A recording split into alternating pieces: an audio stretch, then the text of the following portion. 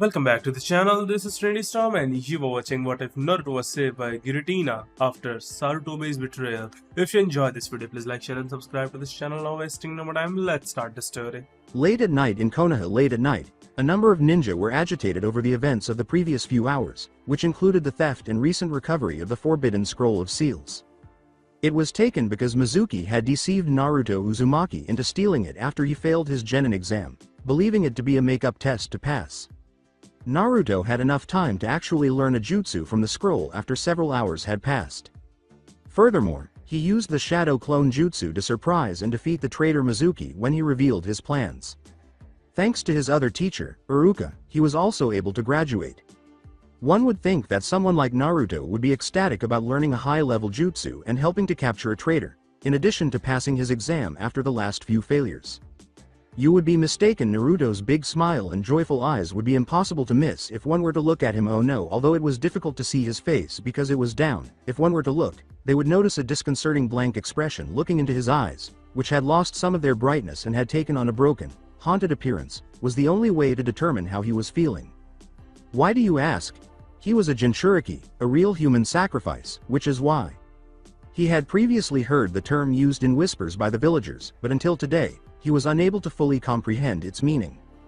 Sarutobi Hiruzen, the Sandaime Hokage, had made a law prohibiting people from discussing it, but it didn't really stop them from doing so, which is why Mizuki had revealed that little secret. The fact that he was a Jinchuriki, however, meant that he was a living prisoner for a huge creature called a Biju, and not just any Biju, the nine-tailed fox Kyuubi, who had attacked 15 years prior, on the day of his birth.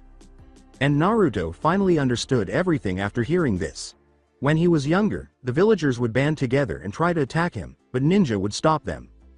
It wasn't until now that he realized they were shielding the villagers from him rather than him. After all, they probably didn't want me to access the power of the demon by accident, and go on a rampage. Naruto sighed, and the old ma no, the Sandaime didn't spend time me, some random orphan out of the goodness of his heart. Oh no, he probably did it to keep a check on his precious Jinchuriki. He grumbled it was logical. What other reason would the busy Hokage have for hanging out with someone like him when he had a village to manage? He arrived at the lake inside one of the training grounds quickly in an attempt to decompress. He had asked Iruka if he could go somewhere to reflect. Given everything that had transpired, Iruka was naturally alarmed by this, but Naruto put on his facade of naive joy and assured her that there was nothing to be concerned about, deceiving her. Then he looks at his reflection as he walks up the still water. He notices that he looks like a picture of a man that was on the wall in the Hokage's office. He thought for a moment that he might be related to him because they had the same eyes and hair. Then he narrows his eyes at his whisker lines. He is identified as Kyuubi's Jinchuriki by the same marks.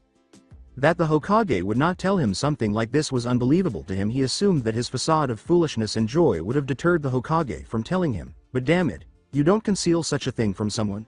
As Naruto realized the Hokage had betrayed him, he thought, wait, if the Hokage was lying to me about why the villagers didn't like me, what else was he lying to me about? He shouts into the night, damn it all, because he can no longer control his feelings. He yells again, then drops to his knees and starts punching the ground in frustration, anger, bitterness, and loneliness that he can no longer control. Damn those worthless bastards! I'm not the fox. The hell can't they see that?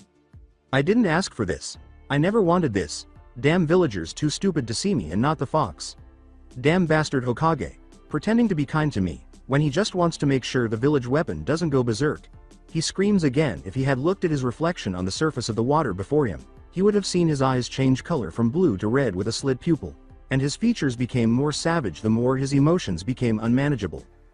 In the seal's interior, Kyuubi, a nine-tailed fox, had been trapped inside the seal for just over a dozen years.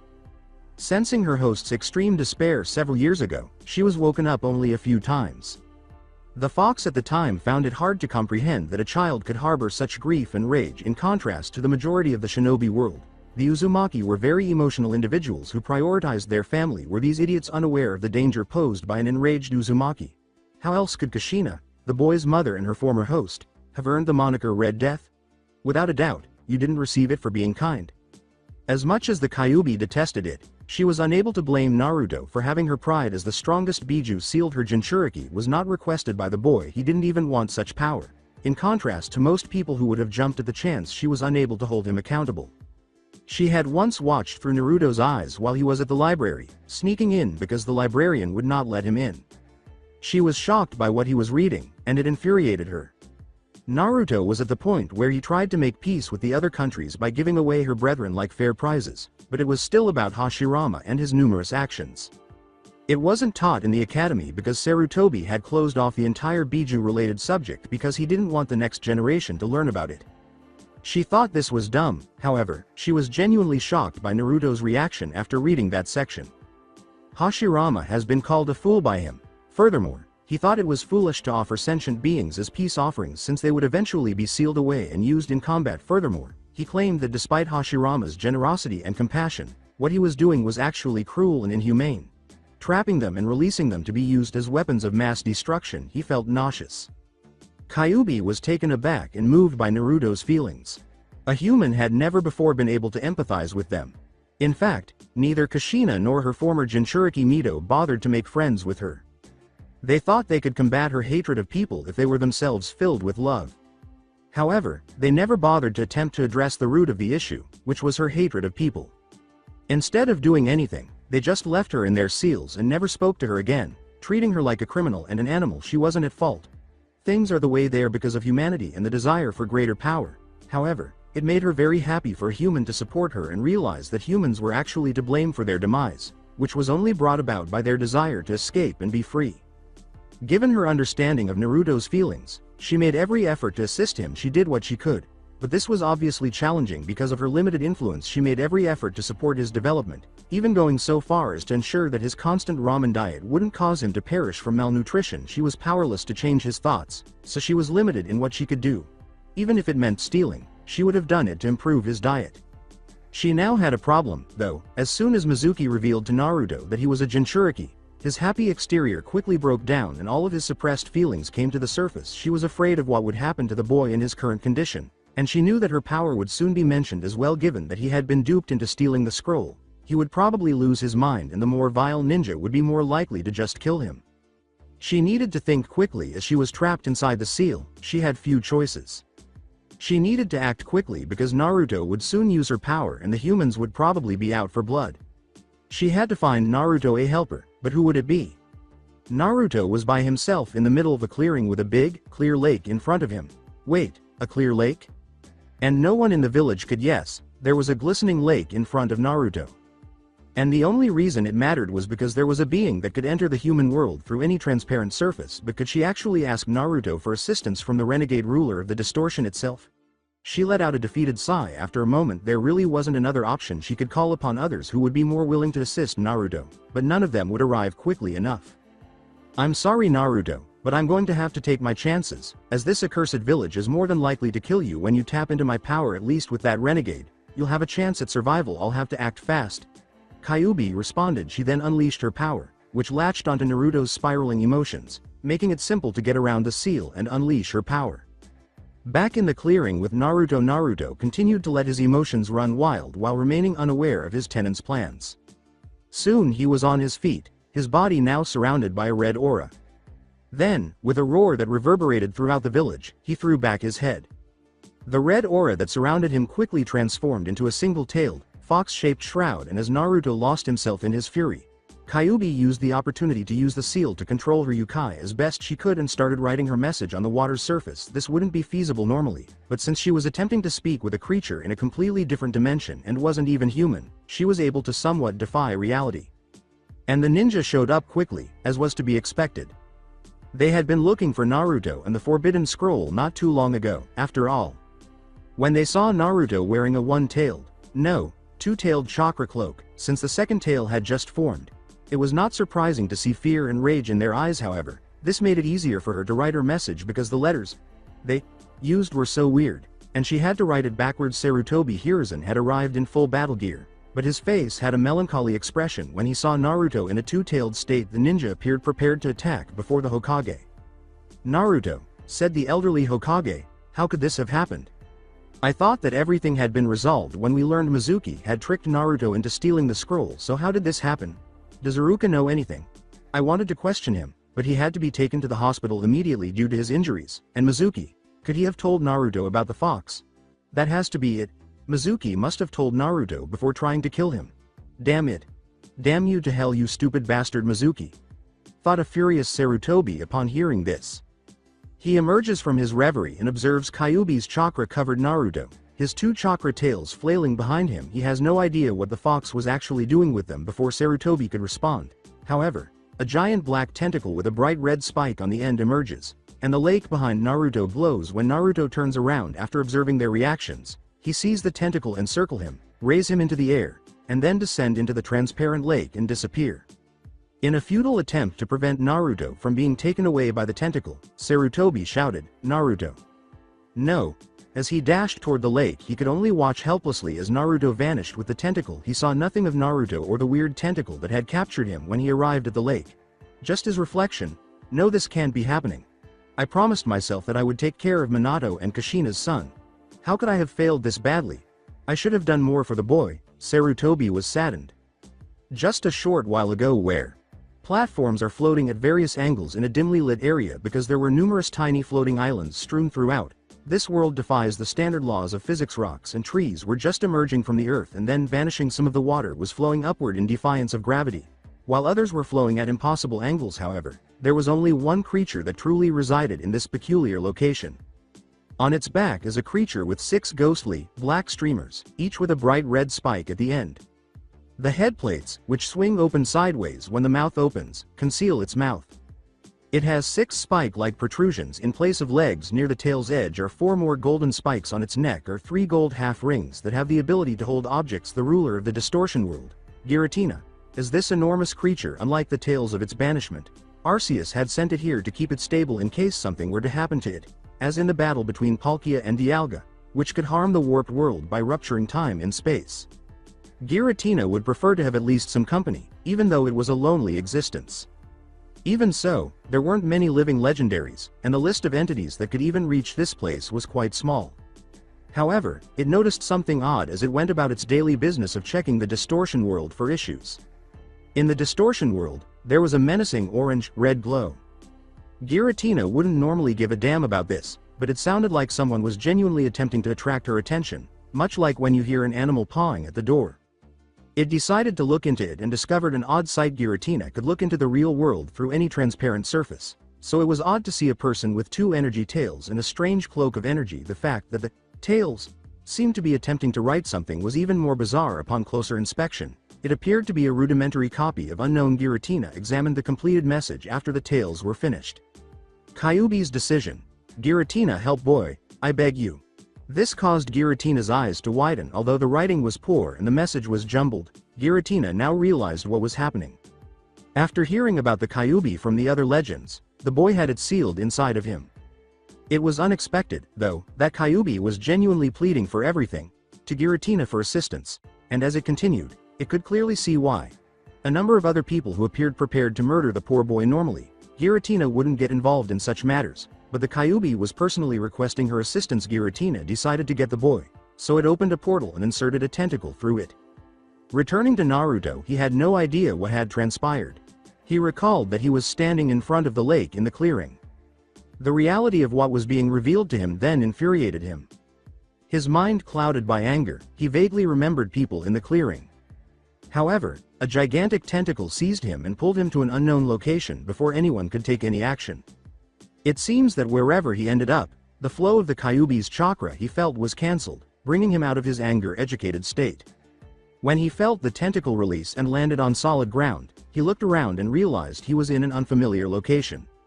It was as though gravity, nay, reality itself, had been upset, but before he could fully appreciate this new location, he heard a deep rumbling sound behind him. As he turned his head slowly, he saw a huge, odd-looking creature. He was able to gaze directly into its crimson eye as it lowered its head. Then, to his surprise, it spoke in a weird, distorted voice rather than devouring him as he had initially assumed. "Now then, care to tell me what was going on exactly, and why the Kyuubi sealed inside of you called upon me to help you?" replied the beast. Naruto was stunned by this. This creature actually responded to the Kyuubi's call for assistance. What the devil was this thing? Where did the fox go, and how did he do that? Slowly he started talking. He timidly said, "Who, and what are you?" Giratina gave him a brief glance. "I suppose that's a fair question. I am Giratina, protector of this world, the distortion, and one of the creation trio now. Who are you? Naruto could only watch Giratina in wonder and bewilderment, since in his entire life he had never seen anything like Giratina bewilderment, as he had never heard of the creation trio, the Giratina creature, or the distortion world in which he was supposedly to be honest. He had no idea how the Kyuubi had summoned such a creature to aid him in the first place. What was happening? Naruto looked at Giratina and said, "Boy?" Giratina questioned, "Why specifically did you call for my assistance?" Naruto's eyes squinted in perplexity. "What are you talking about? I didn't call for help. Hell, I've never even heard of you before," replied Naruto. At this, Giratina became perplexed. How was she unknown to the boy? Despite the fact that the message was choppy and badly written, Giratina had obviously seen it and asked for assistance. However, based on the child's words, it appeared that Kyuubi had made the help request without the boy's assistance. However, why? Giratina believed that after selecting a young child to become a Jinchuriki, humans started teaching them the Biju's abilities. Therefore, the Kyuubi had to take care of the boy unless they had a bad relationship, which didn't seem likely given that the Kyuubi had to go to the trouble of asking the master of the distortion for assistance. Then the only other option is that the boy has no knowledge of the fox at all. But why? I thought those foolish humans always taught Jinchuriki early on to try and use the Biju's powers effectively, as the boy apparently has little to no contact with the fox makes this very likely, but this doesn't make any sense. But Giratina. Boy, Naruto interrupted Giratina. Hey, my name is not, boy, my name is Naruto Uzumaki. Remember it?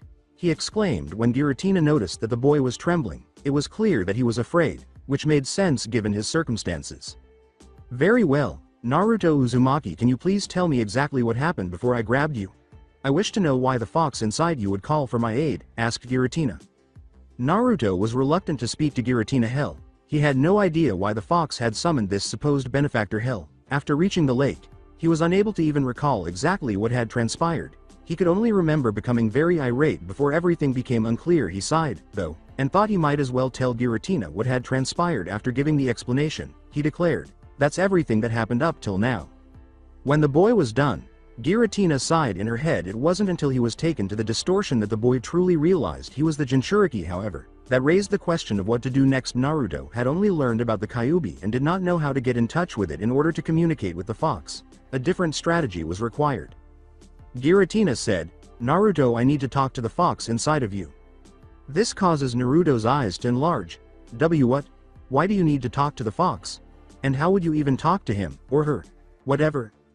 Giratina confronted the boy after he was done. Naruto, I understand you have had no contact with the fox, but I need to talk to it in order to find out exactly why it had called upon me for aid. And since you have no way of doing it yourself, we're going to be using a more indirect method of communication. This will make things easier as I will be able to talk directly to it as well. Do I have your permission to use this method? Seeing the boy's confused expression, Giratina replied, "Don't worry, the process should not hurt." This made the boy feel more comfortable. He let out a sigh and gave Giratina's request a nod. Giratina then turned around and, after some searching, picked up what appeared to be an amorphous blob of metal. In some way, it drifted close to Giratina's upper right tentacle point and approached Naruto. Naruto, here in the distortion world, the normal laws of reality that apply to your world are warped here, like gravity. He gestures to the floating rock fragments all over the place. What I have here is a piece of the mirrors I used to look into the other world with it. I can connect it to the seal holding Kyuubi so we can speak to the fox. Are you ready? Replied Giratina. After giving this a nod, Naruto raised his shirt just enough to reveal his seal. Giratina had a little string of the liquid metal attached to the middle of Naruto's seal after placing it close to it. After finishing that, Giratina roared at the metal in a manner akin to opening a portal to reality.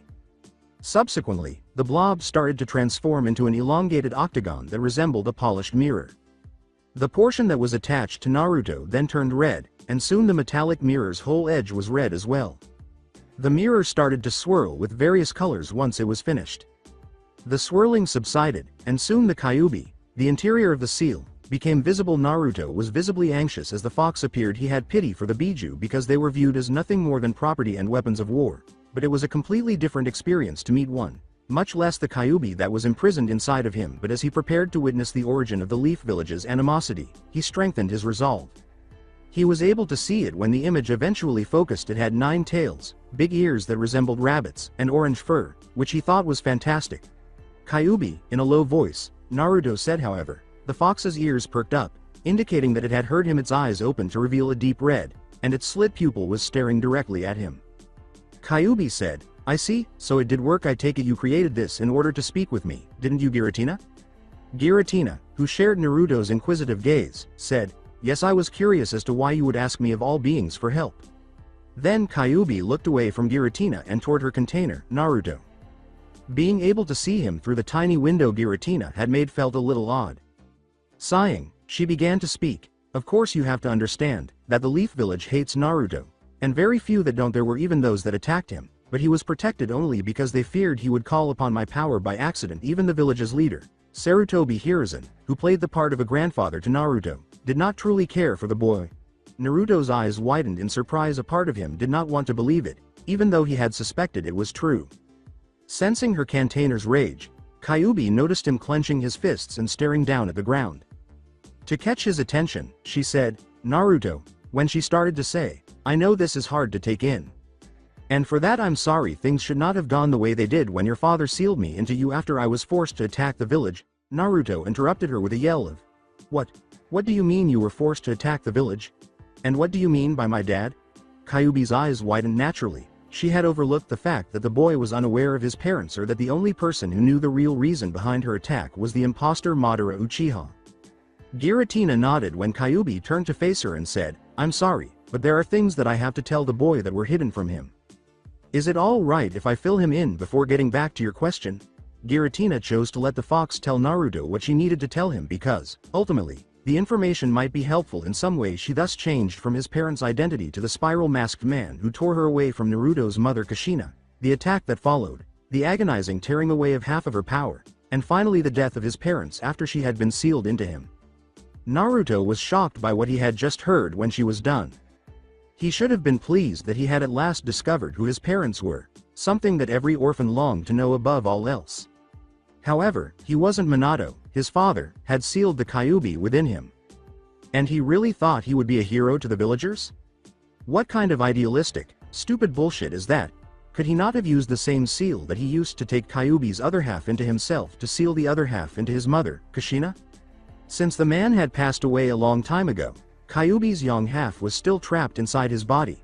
However, he deliberately sealed the yin half of Kyuubi inside of him, fully aware of how the general public perceives and handles Jinchuriki, particularly after having just been attacked by one. The balance had to be maintained, though make sure the Leaf Village still has a weapon that they can use. More like, he would beat the living daylights out of that stupid fool if he could.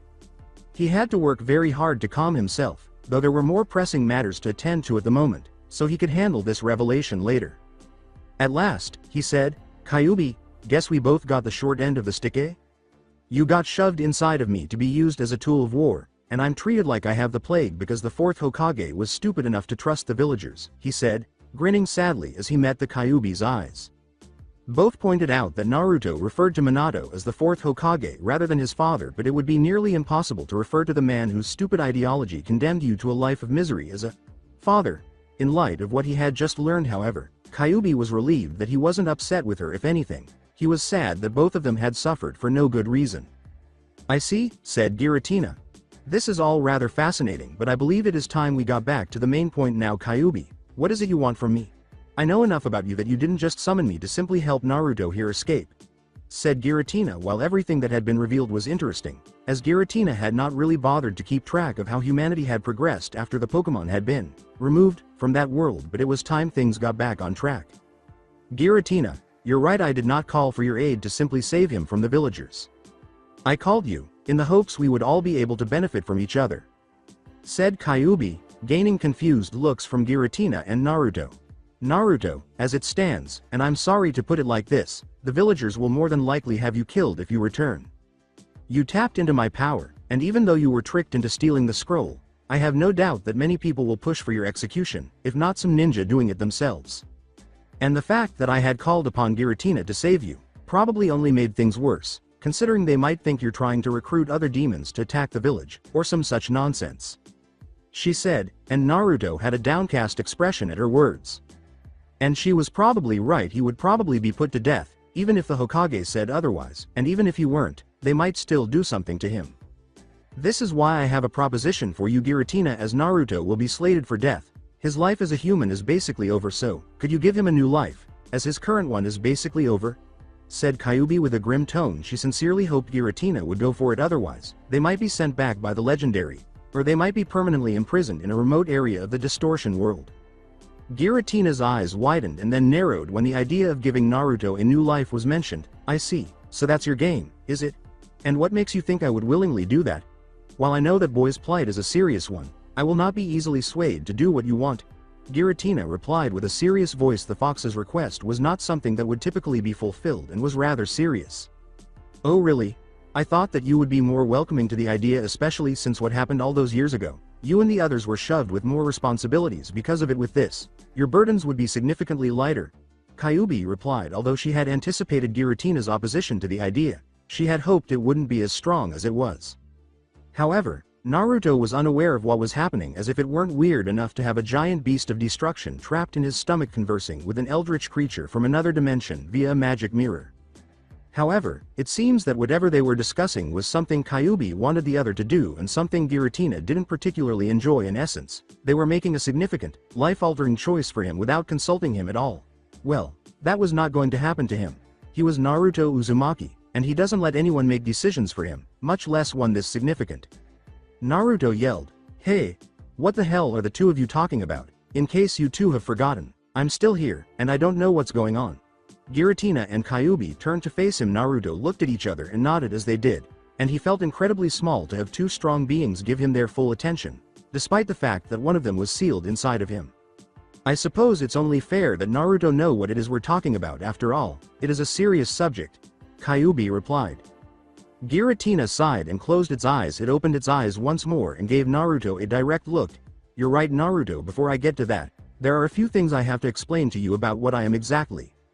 Giratina then gave Naruto an explanation of the origins of Pokemon, their characteristics, and how their god Arceus created them all. Giratina also went on to explain that Pokemon had left the human world because Arceus had had enough of people trying to control their immense power. As a result, he took all of the Pokemon in the world and transported them to a different dimension, much like summoning realms like toads and snakes, and so on.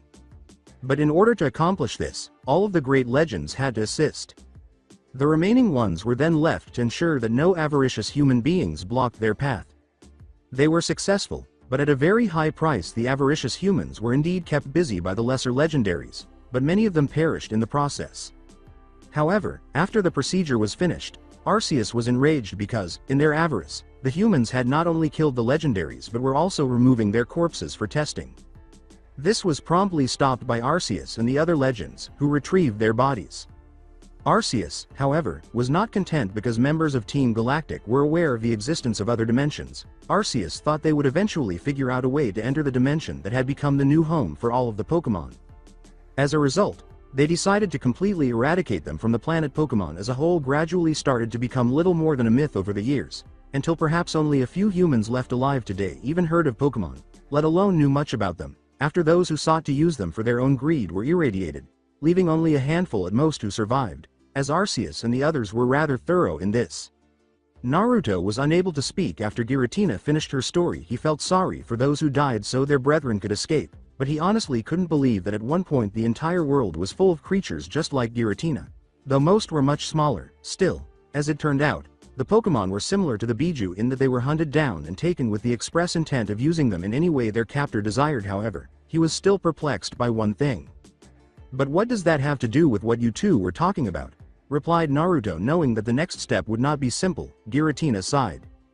Naruto, I told you all that not just so you knew my kind's history, but so you know that several legendaries are dead and under normal circumstances, there is no way to bring them back to life. What Kyuubi is suggesting I do is to in fact, end your life as a human, and turn you into one of the legendaries that perished, Giratina replied. When Naruto heard this, his eyes widened in surprise. Did Kyuubi want to be transformed into a Pokemon by Giratina? And one of the most renowned ones, too? He then slowly turned to face Kyuubi, and although he appeared to be trying to speak, nothing came out. Naruto, please understand, your life as a human is basically over. The village hated you from the day you were born, and after what happened, I don't think they will be fine with nothing less than your head on a pike. Kyuubi replied with sorrow and regret. To be honest, she was aware that her attempt to summon Giratina was unlikely to succeed, much less convince it to yield and make Naruto legendary. But please understand, Naruto, that there really isn't much choice. Even if you did go back to the human world and leave Konoha, you would merely be hunted down by them, and any other village that would want to use you and me to increase their own military power. But if you could become a legendary, that would immediately change. As a legendary, the only being you would have to obey would be Arceus, and to an extent the other legendaries on the same level of power as Giratina. You would be free to do as you pleased. She then focused on Giratina. So please Giratina, do this for him. Both of you only stand to gain from this. You and the others get to bring back a legendary that had died, and Naruto gets to be free of the hatred and pain. She concluded with tears in her eyes. Despite being the strongest of the 9 Biju, she genuinely wanted this to occur. There was just no other option. Naruto experienced mixed feelings. On the one hand, he was moved by the idea that the most powerful and great of all beings, Kyuubi, would beg Giratina to transform him into a legendary so that he wouldn't have to endure the agony of being a human any longer. However, he was also terrified because, even if he did become a legendary, he had no idea what kind of creature he would become or what would happen to the Kyuubi. Giratina, experiencing a headache, closed its eyes. There was nothing wrong with Giratina's ability to transform Naruto into a legendary. How Arceus would respond to it was the issue. Giratina was unsure of how Arceus would react, whether he would be pleased that she had managed to bring the legendaries back or indignant that she had transformed a human into a new legendary, even though it wouldn't actually be desecrating their graves because it would be more like a reincarnation. However, a presence that Giratina had not sensed in a long time snapped it out of its reverie. Giratina just sighed when it realized what the sensation was. Knowing now what to do, Arceus is, after all, the god of all Pokemon, regardless of the realm they're in, even in the distortion realm. Thus, Giratina spoke with Arceus's unexpected approval. Very well, you've made your point, Kyuubi, but is this what you want, Naruto? To throw away your humanity and to become a Pokemon like me? Not only that, but if you go through with it, I don't know which legendary you will become. Giratina replied normally. Giratina would be pleased about something like this, but the number of legendaries that had perished was a problem. Though not as much as it would have been if they hadn't had to deal with any humans attempting to kidnap them and misuse their power. However, it had to become a legend, return to his world and perish, or be hunted down like a beast. The illusion of choice served only to reassure him that he could voluntarily select his destiny. However, Naruto was slow to answer. How could he, after all? He was presented with a choice that would change his life. But now that he thinks about it, why did he say no? Because the ninja kept him safe. He had never experienced physical abuse in the Leaf, but he had also never felt safe. It seemed as though the ninja who were watching over him were only following orders. Otherwise, they would have allowed the villagers to beat him. Nevertheless, the way the villagers treated him caused him to suffer both mentally and emotionally. He had experienced heartbreaking loneliness and despair on numerous occasions when he was younger, and the only thing that could lift his spirits was the reassuring words of someone he now firmly believed to be the Kyuubi whispering sweet nothings into his ear. Furthermore, it didn't seem like he had any real important people in the Leaf Village. He did have some ties to the Ichiraku family and Iruka, but they were minimal given that one was merely a student and teacher and the other was only there because they didn't throw him out when he went there to eat. With his determination unwavering, Naruto had one final query before he finally made up his mind. Giratina, if I do agree to this, to become a legendary, what will happen to Kyuubi? Will it still be sealed inside of me, or what? They didn't anticipate the boy doing this. Kyuubi was more shocked than Giratina, but they were both taken aback. Kyuubi was moved that Naruto was concerned enough about her welfare to make such a request. She was more concerned with doing her best to assist Naruto than she was with wondering what would happen to her. At the unexpected question, Giratina was the first to gather herself and respond. Worry not, Naruto. When the process begins, I will remove the Kyuubi from her seal so her presence will not interfere with the change. She will be perfectly fine. While deliberating, it will also allow me to remove those other signatures from inside him as well. I don't know why he has 2 other souls inside of him, but we can figure that out after the transformation is complete. Naruto was pleased, but he was taken aback once more to discover that Kyuubi was a woman. He simply didn't know if the fox was male or female, but he wasn't sexist or anything. However, he assumed that having a woman sealed inside of him was less unsettling than having a man. With a sigh, Naruto turned to face Giratina. All right then, I'm ready when you are. Giratina then thrust all of its tentacles toward Naruto and drove them into the earth surrounding him. Then, odd runes emerged all around him, and the areas where Giratina was now glowing connected to form a hexagon. After finishing this, Giratina grabbed the tentacles and wrapped them around Naruto's stomach seal. He nodded firmly as Naruto and Giratina locked eyes. The array then began to glow brightly and quickly swallowed Naruto. Giratina responded swiftly, making contact with the seal and starting to tug. It was impossible to predict what might happen to them both if she failed. Pulling as hard as it could, it tore out the Kyuubi, which landed with a loud crash, and the other two souls that had been trapped inside it then swiftly tucked those away so that they could be discussed later. Despite being confused, Kyuubi turned around as best she could to see Naruto inside the now large glowing orb. All she could do was watch and wonder at what Naruto would turn into once he left the sphere. Even so, there was fear. She didn't know how to even attempt to establish a genuine relationship with Naruto, even though he didn't despise her for what had transpired. Giratina was anxious as well. This was the first time it had ever happened, so nobody knew how long it would take or even what would be revealed at the end. Giratina genuinely hoped that he did not become the most legendary of all the potential legends. It was only able to die because there was no life force nearby for it to steal in order to resurrect itself, even though it had fought with the others during that battle because it reveled in destruction. Giratina, however, could not get rid of the dread that quickly overcame her as she gazed at the orb. Even worse, the orb's color changed from white to a dark red with black markings. Then fissures started to show. They quickly spread throughout the orb, and when it eventually reached the top, it shattered completely, releasing a burst of death-like dark red energy. Following the dissipation of the energy, Kyuubi and Giratina gazed upon Naruto's transformed form. One was excited by the sense of danger it was emitting, while the other was afraid to see the one legendary it did not wish to see. A large Pokemon that resembled an avian was revealed. Its dark body is decorated with grayish patterns on the underside. 3 points run along the edges of its wings and tails. Near the point where they join the body, each appendage has 5 large claws, 3 of which curve inward. The underside of Yveltal has black markings and is bright red. The markings on its head and neck are similar. Its snout is pointed and resembles a beak. Above its blue eyes are black horns, with thinner prongs facing the back and a sharply curved section pointing forward. A feathery gray ruff encircles its neck and billows out over its back. It also has strong talons on its tiny, bird-like legs. Like the rest of the underside, the legs are red with black adornments, and the talons are gray. Each foot has 2 toes facing forward and one pointing backwards. It then is fully extended, resembling the letter Y. He had to become Yveltal, the legendary of destruction. Out of all the legends he could have become, said Giratina. Her voice worried. Kyuubi, however, had a completely different viewpoint. I have no idea what Naruto is exactly, but his new power and aura are so alluring, Kyuubi said, her smile dreamily. That aura, it's incredible. I can practically feel this thing's desire for destruction. Naruto could barely believe that he had come out of the cocoon. It was amazing to feel the power of his new body. He turned to face Kyuubi and saw that she was staring at him in a way he wasn't accustomed to. It was enjoyment. If he had to guess, he surmised that she was also aware of his power and appeared to enjoy it. If the look was any indication, it was a bit excessive, but he could tell Giratina was unhappy just by looking at it. Giratina seemed unhappy with the person he had become, but he didn't understand why. Indeed, it had been successful. Kyuubi was free, and he was now a legend. Giratina ought to be pleased. But why did Giratina's face have such a nervous expression? He felt the distortion world's wind on his skin just as he was about to ask aloud what was wrong. He was shocked to see his new form when he looked down at himself. He was aware from Giratina's Pokemon descriptions that he would not have a human form once he became a legend, but he didn't anticipate it would be this severe. He was more than 10 feet tall. In fact, when he looked at himself, his chest was mostly red with odd black lines across it. They had the appearance of bird legs. His arms were bird wings with what appeared to be sharp claw fingers on the ends, resembling talon. He could even feel horns when he raised them to his head.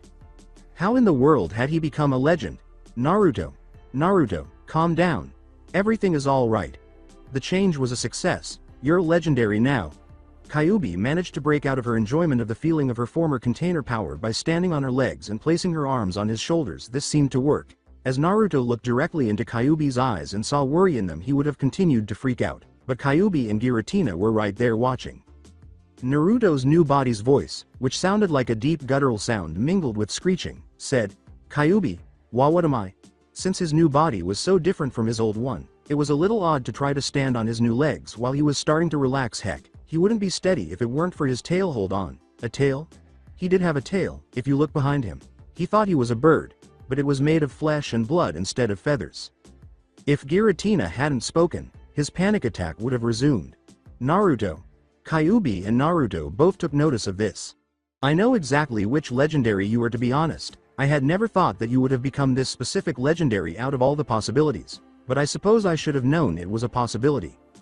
But to answer your question, the legendary you have become is the destruction Pokemon, Yveltal. Giratina replied, surprising Naruto. Was he the fabled Pokemon of devastation? What on earth? Naruto, or rather, you are Yveltal now. While I did not have much contact with the previous one, there is much I can tell you about it. Not only that, but as a legendary, there are several things you need to know as well, but I believe it would be easier if we changed forms for the explanation. Kyuubi raised an eyebrow at this, and Naruto looked perplexed. Naruto questioned, what do you mean by change forms?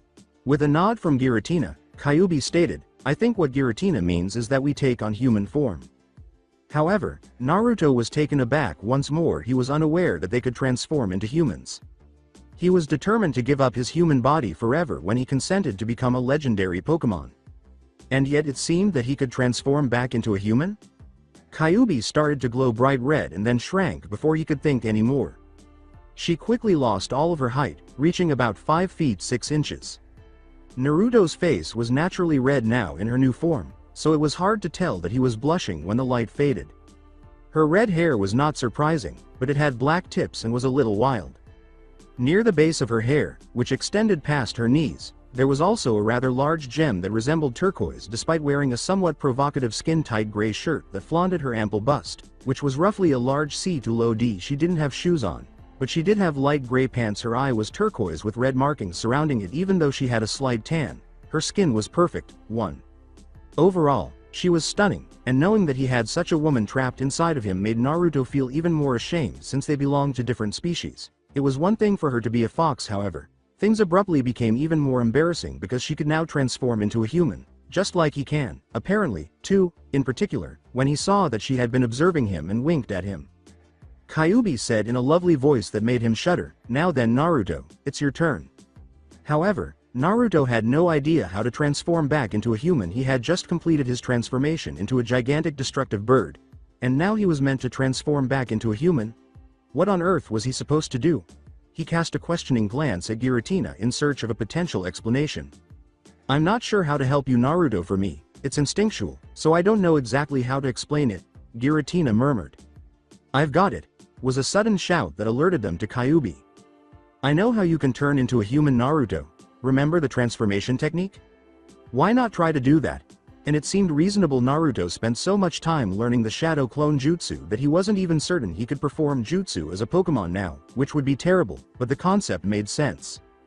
As with the transformation technique, he would simply channel his energy and transform in order to visualize himself as a human. He brought his hands, clawed wings, together and focused on closing his eyes. It took some time because he was still getting used to the sensation of his new body, but eventually he experienced the well-known internal power surge and noticed a change in himself. He started to shrink as his body glowed in a reddish-black glow. Some rather dramatic changes occurred when the light faded at 5 feet 5. He was just a little shorter than average for a 15-year-old, but he had gained a few inches and was now 5 feet 10 in place of his blonde hair. He had scarlet locks with black streaks that resembled tiny horns. There were still some blonde hairs inside. If one looked closely enough, his whisker marks had vanished, but his eyes had remained the same shade of blue. Like Yveltal's body, he has black branch-like lines on his full-length red coat. It features a waist-high slit up the back and a hood with gray fur trim. The coat is sealed by a large silver zipper that fastens at the top and zips down. It features a silver chain ornament with 4 large obsidian claws that fasten to a loop on either side of the collarbone area, and gold drawstrings for the hood adorned with a large ruby red bead hanging from the end. The coat was open, showing off his toned body. He was wearing a red shirt with black lines that formed a Y shape from where his arms met at the chest to the middle. He was wearing clawed boots and black pants. He appeared rather menacing overall, and when the coat was unzipped and Kyuubi could clearly see Naruto's more pronounced form, she unconsciously licked her lips at his new appearance being inside of him. She was aware of his extreme fitness, which his metamorphosis only enhanced. With a twisted chuckle, she asked herself, I wonder what else his transformation has improved. Naruto was too preoccupied examining his new form to notice. Both Kyuubi and Naruto were shocked to learn that Giratina was actually a woman when the light faded and her human form became visible. She had pale skin and a startling 6 feet 2, which was ridiculously tall for a woman. She wore a silvery gray corset dress with black finger-like tails and red claws at the back, with a red and black stripe design running down the center, knee-length boots with a central stripe of black and red running from top to bottom, red claws protrude from the back of black wings. The bang up front would go well with silvery hair that reaches nearly to the feet from the back, a kind of golden crown with golden adornments encircling the arms, legs, neck, and ears in different locations. 3. However, Naruto fainted before Kyuubi or Giratina could respond to their surprise. He was sleeping soundly as they hurried to his side to see what was wrong. Kyuubi sighed in response to this. I guess I shouldn't be surprised. Not long ago he had been tricked by Mizuki into stealing the Forbidden Scroll, learning the Shadow Clone Jutsu, tapping into my power to contact you, and being from an entirely different dimension to save him. Then he found out who his parents were, and got turned into a giant bird of doom and destruction, me being released from his gut, finding out I was a beautiful woman, and then you took on a human form as well, which turned out to be female, like me. Taking all this into consideration, and it was little surprise he had passed out after so many things happening in such a short succession. This caused Giratina to sigh. She acknowledged that Naruto had experienced a lot in a short period of time, and to be honest, she was shocked that he hadn't fainted sooner, because he would have been exhausted from the transformation into Yveltal and then having to use his abilities to transform back into human form right away. She let out a sigh and said, "Let's get him to bed." At this, Kyuubi gave her an odd look. She said, "You have a bed? Here?" With astonishment. It was a valid question. To why, after all, would such a thing exist in the world of distortion? Giratina stared at her blankly. "I have need of sleep as well, just like any other creature, and since you're so enamored with the boy, you get the pleasure of carrying him," she continued, and left. With a sigh, Kyuubi returned to Naruto and raised him. She was still a Biju, so even his increased weight was insignificant to her despite his changes making him heavier. He wrapped his arms around her and nestled into the nape of her neck, even though she preferred the piggyback.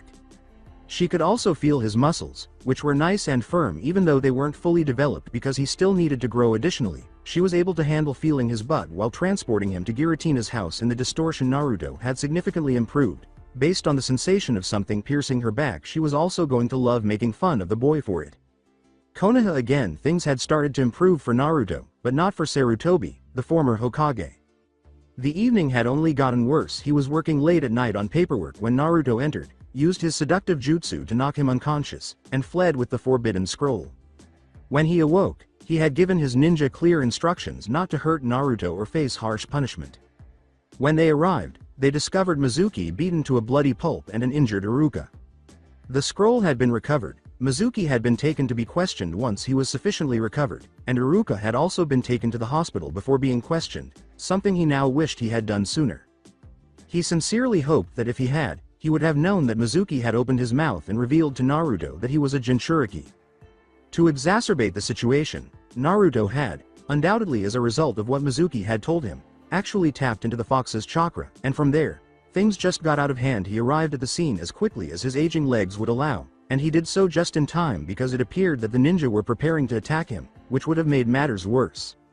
Even so, he was devastated to see Naruto in that state. Even though he realized it was a little forced, it seemed so wrong to see someone like him, a bright and cheerful boy, clad in such a repulsive and evil-feeling chakra. Since he was getting old and could only do so much to protect the boy from harm, he would have given his life if he could have, so that Minato and Kushina could have been there for their son. He did everything he could to prevent the boy from being lynched. In fact, he made sure to guilt-trip Minato and Kushina's former friends who were now clan heads in order to persuade them to assist the boy whenever possible. He was actually relieved that it didn't take much to convince them, but he didn't care what he had to do. However, tensions remained after Naruto's theft of the scroll was discovered, and they only increased after he used the Kyuubi's chakra shortly after the incident was over. However, he was genuinely troubled by one thing: that Naruto's full attention was now focused on whatever had captured his attention. What was it? From where did it originate? When Naruto entered that portal, where did it go? He was certain that it had nothing to do with anything Naruto could have discovered in the Forbidden Scroll, and there were a lot of questions about what the hell had happened. However, he was interrupted when a shinobi knelt down and declared, "The council is ready, Lord Hokage." The shinobi then departed. The thought of dealing with the council made Sarutobi squirm. When Naruto stole the scroll, he had hoped to contain the situation, but when he used the Kyuubi's chakra, many were awakened, recalling the sensation of its power during an attack. All he knew was that he was going to have a terrible headache. He glanced at the photos of the previous Hokage hanging on the wall one last time before making his way to the council chambers. His gaze fell upon Minato's. He said, "Minato, I've done my best to help your son. It wasn't bad enough that the people of the village you died for hated your son, but it seems like even otherworldly beings have it in for him. I truly wish you were alive, as no doubt you would probably have some way of getting him back, as you were the only other person besides Tobirama who had mastered space-time jutsu." He walked to the council chambers, bracing himself for the inevitable headache. Sarutobi soon made his way to the council chambers. To be more accurate, it was more of a war room, as it was used when things had truly gone bad. And the resident Jinchuriki Naruto Uzumaki, child of Minato Namikaze and Kushina Uzumaki, disappearing into a vortex after being grabbed by the tentacle of some unknown creature, certainly classified as things having gone bad. The heads of every clan were present. Danzo Shimura and Choza Akamichi had arrived, along with Shikaku Nara, Hiyashi Hyuga, Inoichi Yamanaka, Sume Inuzuka, Shibi Aburame, and even the Kurama clan, which was now headed by Unkai Kurama because the current heiress Yakumo was too young. 1. Sarutobi sat down after noticing that everyone was present, and before they could speak, he raised his hand to silence them. Makoto Uchiha was the last member to survive Itachi's massacre of the clan, along with a few others. Only because many of them went on an unplanned vacation to Tanzuku-gai, a business trip that turned into a vacation for the clan members, and were too far away for Itachi to reach them. Were there any survivors? The clan as a whole was struggling because of the sharp decline in membership, and the few that remained were primarily children and those who were unable to become ninja, even though many were happy to have survived. Then Sarutobi addressed each of them. As you all know, earlier today Naruto Uzumaki had stolen the Forbidden Scroll, but it was retrieved and revealed that Chunin Mizuki had deceived Naruto into stealing the scroll for him. But as he is unconscious right now, we don't know who exactly he was going to bring it to with him in custody. Amino Uruka had been taken to the hospital to treat his injuries. Although it was comforting to know that the Forbidden Scroll was once more safe, that was not their purpose. While that is good to know, Hokage-sama, that is not what we are here for. Can you please explain to me why Naruto Uzumaki tapped into the Kyuubi's chakra not long after the scroll had been recovered?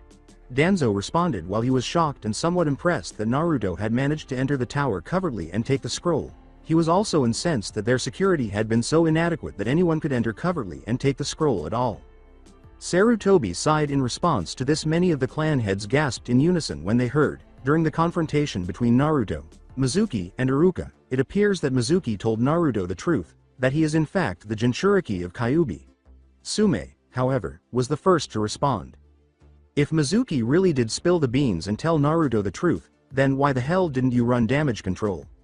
I mean, Uruka was there as well, so he should have been able to tell you what happened, said a furious Sume. Sarutobi couldn't blame her for talking to him in such a disrespectful manner. Even though he didn't like it after all, Uruka would have been able to make a statement about what had occurred despite his wounds. However, he had only been able to state that Naruto was innocent and Mizuki was the traitor before being brought to the hospital. Sarutobi said, I didn't know, because the Anbu who found Uruka only got enough out of him to know that Naruto was innocent in this ordeal, and then he was taken to the hospital. He silently cursed the fact that his Anbu had not gotten the full story from Uruka before taking him to the hospital, or at the very least, it had sent someone with him to get the full story. However, Shikaku was bothered by something. One thing, though, did not make sense to him. But what exactly happened to Naruto? We all felt him using the Kyuubi's chakra, but then it suddenly disappeared without a trace. And I know that we do not have anyone in the village capable of restraining that chakra, as Tenzo is out of the village on a mission last I heard, and there have been no reports of someone peeping on the bathhouses, which means Jiraiya is not here either.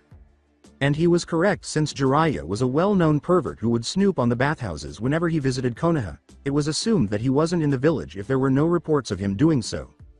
They started to worry about how Naruto had stopped using that chakra because Tenzo, the only person who had survived Orochimaru's experiments, was on a mission in the end. Sarutobi could only speculate about what might have transpired because they didn't mention Naruto using the chakra that was being dealt with, and they were the only two people in the village who could effectively stop Naruto.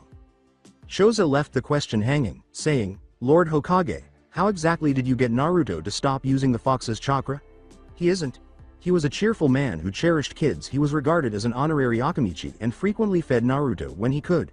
He did not want to believe that a child had died, much less that it was the child of his deceased friends Minato and Kushina.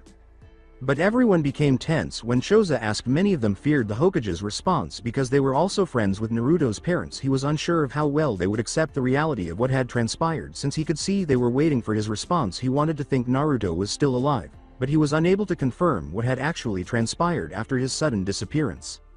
Everyone seemed to relax when Sarutobi said, "No Choza, Naruto is not dead." Everyone else gave him strange looks when he said, "But I'm afraid I don't know exactly what has happened to Naruto."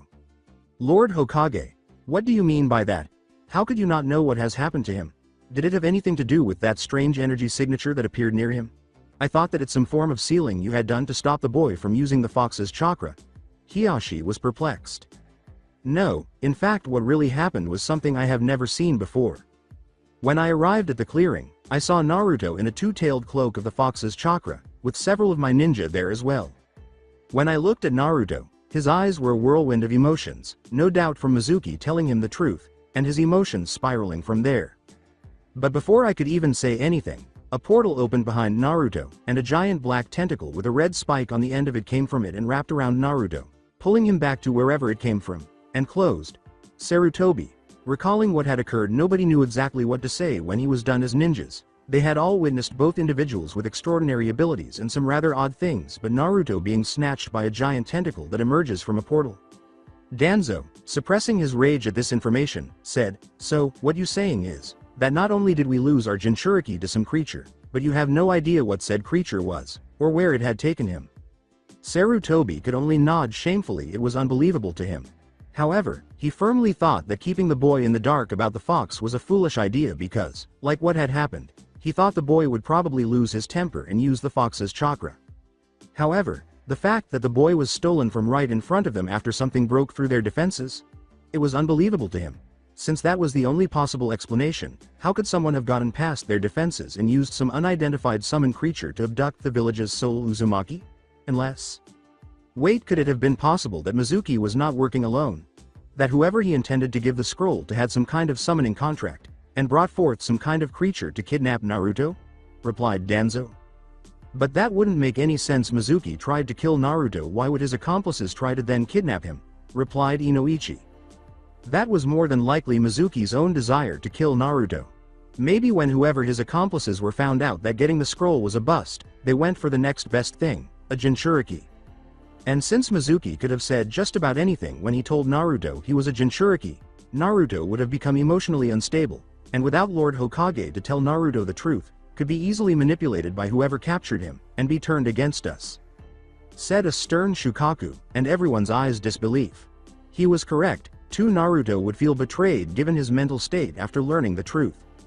Who knew what other information they might have had if the person who had Mizuki attempt to steal the forbidden scroll for them had managed to infiltrate the village far enough to label him a traitor? Or perhaps even of Naruto, who was singled out by Mizuki for his scheme, to be taken as a consolation prize for losing the scroll, or perhaps even to have been the target of kidnapping as well? In Sarutobi's view, either situation was undesirable. Sarutobi narrowed his eyes and yelled, "Everyone, I don't care how you do it, but we must find Naruto. If possible, I want all of you to try to find any and all information on what kind of creature might have taken Naruto, to narrow down the search for who would have the contract.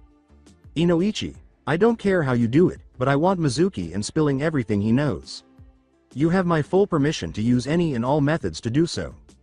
In fact, interrogate his fiancée if you feel it necessary. Sume, Shibi, Hiyashi, I want members of your clan to go to Mizuki's house and see if they can find anything about who he had been in contact with. I want to know whoever put Mizuki up to this, and find out whoever it is kidnapped Naruto. In fact, I want a thorough sweep of our forces to weed out any other possible traitors. You all know as well as I do how badly this could end up, and how much we owe it to them to find Naruto and make sure he was safe." And everyone concurred with this. Sarutobi's approval of using any and all methods to persuade Mizuki to speak was somewhat shocking because some of those techniques would be deemed cruel and would not be accepted by Sandame, who values peace. However, even the elderly Hokage would go to any lengths to learn Naruto's fate because the boy was too significant and dangerous to end up in the wrong hands.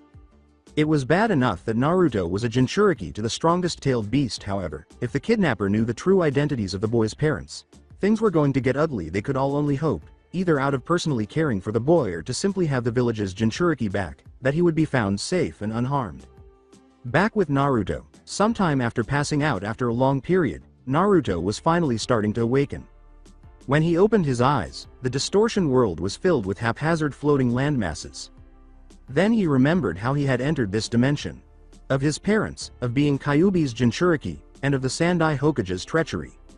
He could see why his father, the fourth Hokage Minato, would want his knowledge to be kept secret, but it was quite another to keep his mother's knowledge, let alone Kyuubi's, secret from him.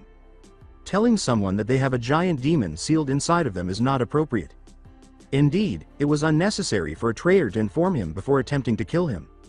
Or his mom, since the Uzumaki clan had long been an ally of Konoha prior to its destruction and its people dispersing. One would think that Konoha would be pleased to have an Uzumaki living in their village.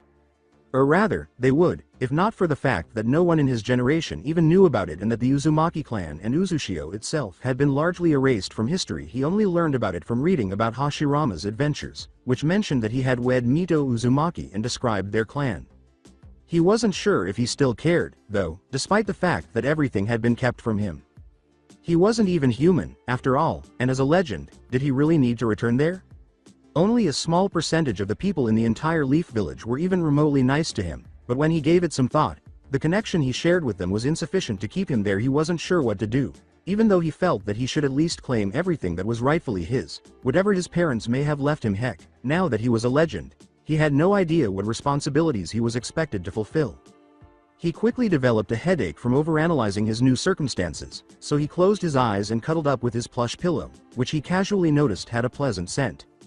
Hold on, the pillows felt a little different from regular pillows, and they didn't smell good. He reached up to touch the pillow, but he was surprised to hear a groan in return.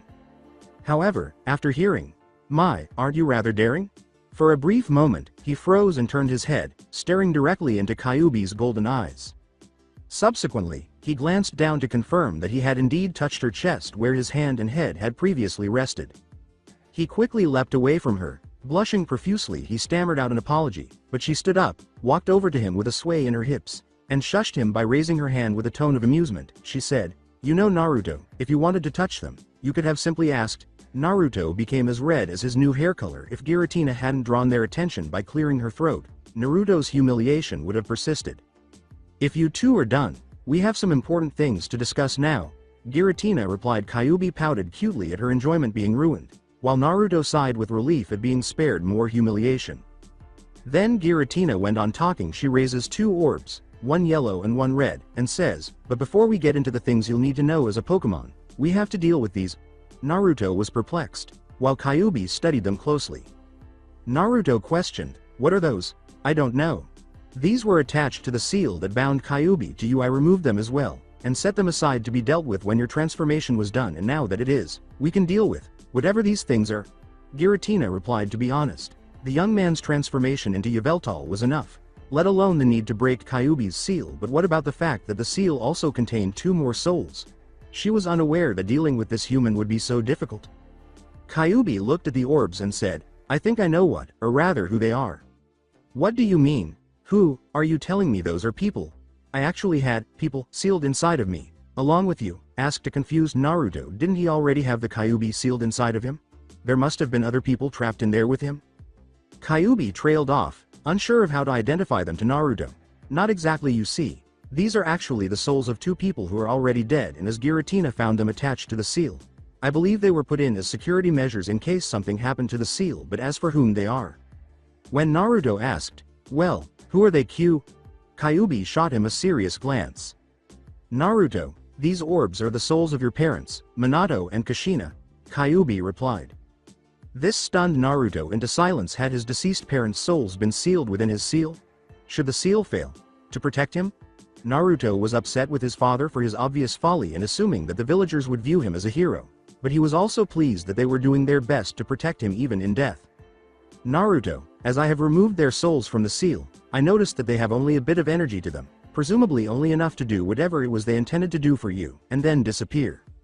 But if you wish, I could supply them with energy from the distortion realm so that you could talk with them, not indefinitely, but it would still be a few hours at the most I can give. So, do you want to meet your parents?" replied Giratina. Since Naruto is Yveltal, she would normally not give a damn, but she hoped that meeting his parents would help him avoid Yveltal's more destructive tendencies and give him more control over his abilities than the original Yveltal did. Naruto remained silent for what felt like hours. His mind was racing with ideas. Was he prepared? When he finally got to meet them, what would he do? When they learned how the village had treated him, how would they respond? Especially since he was no longer even human. His mind was racing with these and other ideas when he felt a thin hand grasp his. He noticed that Kyubi had taken his hand in hers and was staring at him encouragingly when he looked down with a firm voice. Naruto turned to face Giratina and said, "Yes, I'm ready." Despite his words, Naruto was incredibly anxious. He was always curious about his parents, just like any other orphan. Who they were, how they were, had they loved him or not. Whether or not they had just given up on him. Even though he wanted to know all of these things and had the opportunity to meet them in person and ask them directly, he wasn't sure if he wanted to. Ultimately, he was terrified of their responses. His father had no idea how the village would respond to him, so they had voluntarily sacrificed him to be Kyubi's Jinchuriki. In addition, he detested the village, which they perished defending with him, or how, after voluntarily sacrificing his humanity to become a legendary Pokemon, he was no longer human. Would they despise him because he detested their home, was no longer human, and was friendly with the Kyubi who had attacked Konoha, albeit under duress? In any case, as much as he feared it, he would soon learn the answers. Inside his seal, the orbs representing his parents' souls were glowing red and yellow, respectively, before taking on their respective forms. Looking at them made Naruto's heart tighten. The man, who he reminded himself was his father, is about 5 feet 10, fair-skinned, with bright blue eyes and blonde hair that resembles Naruto's spikes. In addition, his jaw-length bangs frame his face on either side. His attire consists of a standard Konoha ninja uniform with 2 bands each on both of his sleeves, a flak jacket, forehead protector, and sandals. He also wears a short-sleeved long white haori over his attire, decorated by flames-like motifs on the edges, with the kanji for 4th Hokage written vertically down the back, and closed on the front by a thin, orange rope. At least he was aware of the origin of his previous appearance prior to his transformation. His mother was a rather beautiful woman. She has a slender, but feminine build, standing at about 5 feet 4, fair skin, amethyst eyes, long bright red hair with strands that framed both sides of her face, and a black clip that parts her hair to the left. She is wearing a high-collared, sleeveless blouse under a long, loose-fitting dress. She also wore a dark blue band on her left wrist and pale purple standard shinobi sandals. Though upon their arrival, they both had confused looks on their faces. "Minato, where are we? I thought your seal was supposed to allow us to talk to our son when he needed us, but I don't see him or the Kyubi," said Kushina. She didn't even believe this to be the seal. In fact, this strange place certainly didn't look like hers. Confused, Minato added, "I don't know, Kushina. In fact, I don't think we're even inside the seal at all. What exactly was happening here? The seal was flawlessly made by him. It should have happened that his and Kushina's souls were awakened just when Naruto needed them."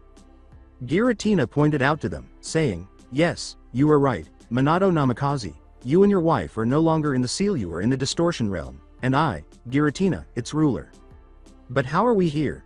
And what is this distortion realm? I've never heard of it before," said Minato. He was now quite perplexed and anxious. What had happened to him if he wasn't inside his son's seal? And what role did this weird woman play in it all? However, Kushina didn't really care where they were or how they got there. "I don't care about that. What I do care about is where my son is. My chakra was only supposed to appear before him in the seal when he was going to try and master Kyubi's power. And since I'm not seeing a giant fox, or a young man with blonde hair and blue eyes, which means you did something. So where the hell is my son, damn it?" Kushina screamed, her hair flutter. Naruto felt a glimmer of happiness at her declaration. His father's response, however, was more curious than he had anticipated. He wanted to know where he was and what the distortion realm was. However, his mother was endearing. Even though she was officially dead, she was more concerned with what had happened to her son and whether he was okay than she was with the fact that she was in a different world. "Do not worry, Kushina Uzumaki. Your son is safe and alive. But to answer your question, Minato, the distortion realm is a mirror dimension, the opposite to the world where you humans live," said Giratina with a shocked expression on her face. Were they in a completely different dimension? "Well, that would certainly explain why I've never heard of this place before," thought Minato. "But you still haven't told us how we got here, or what happened to our son. So what exactly did you do to the seal to bring us out of it?" he replied.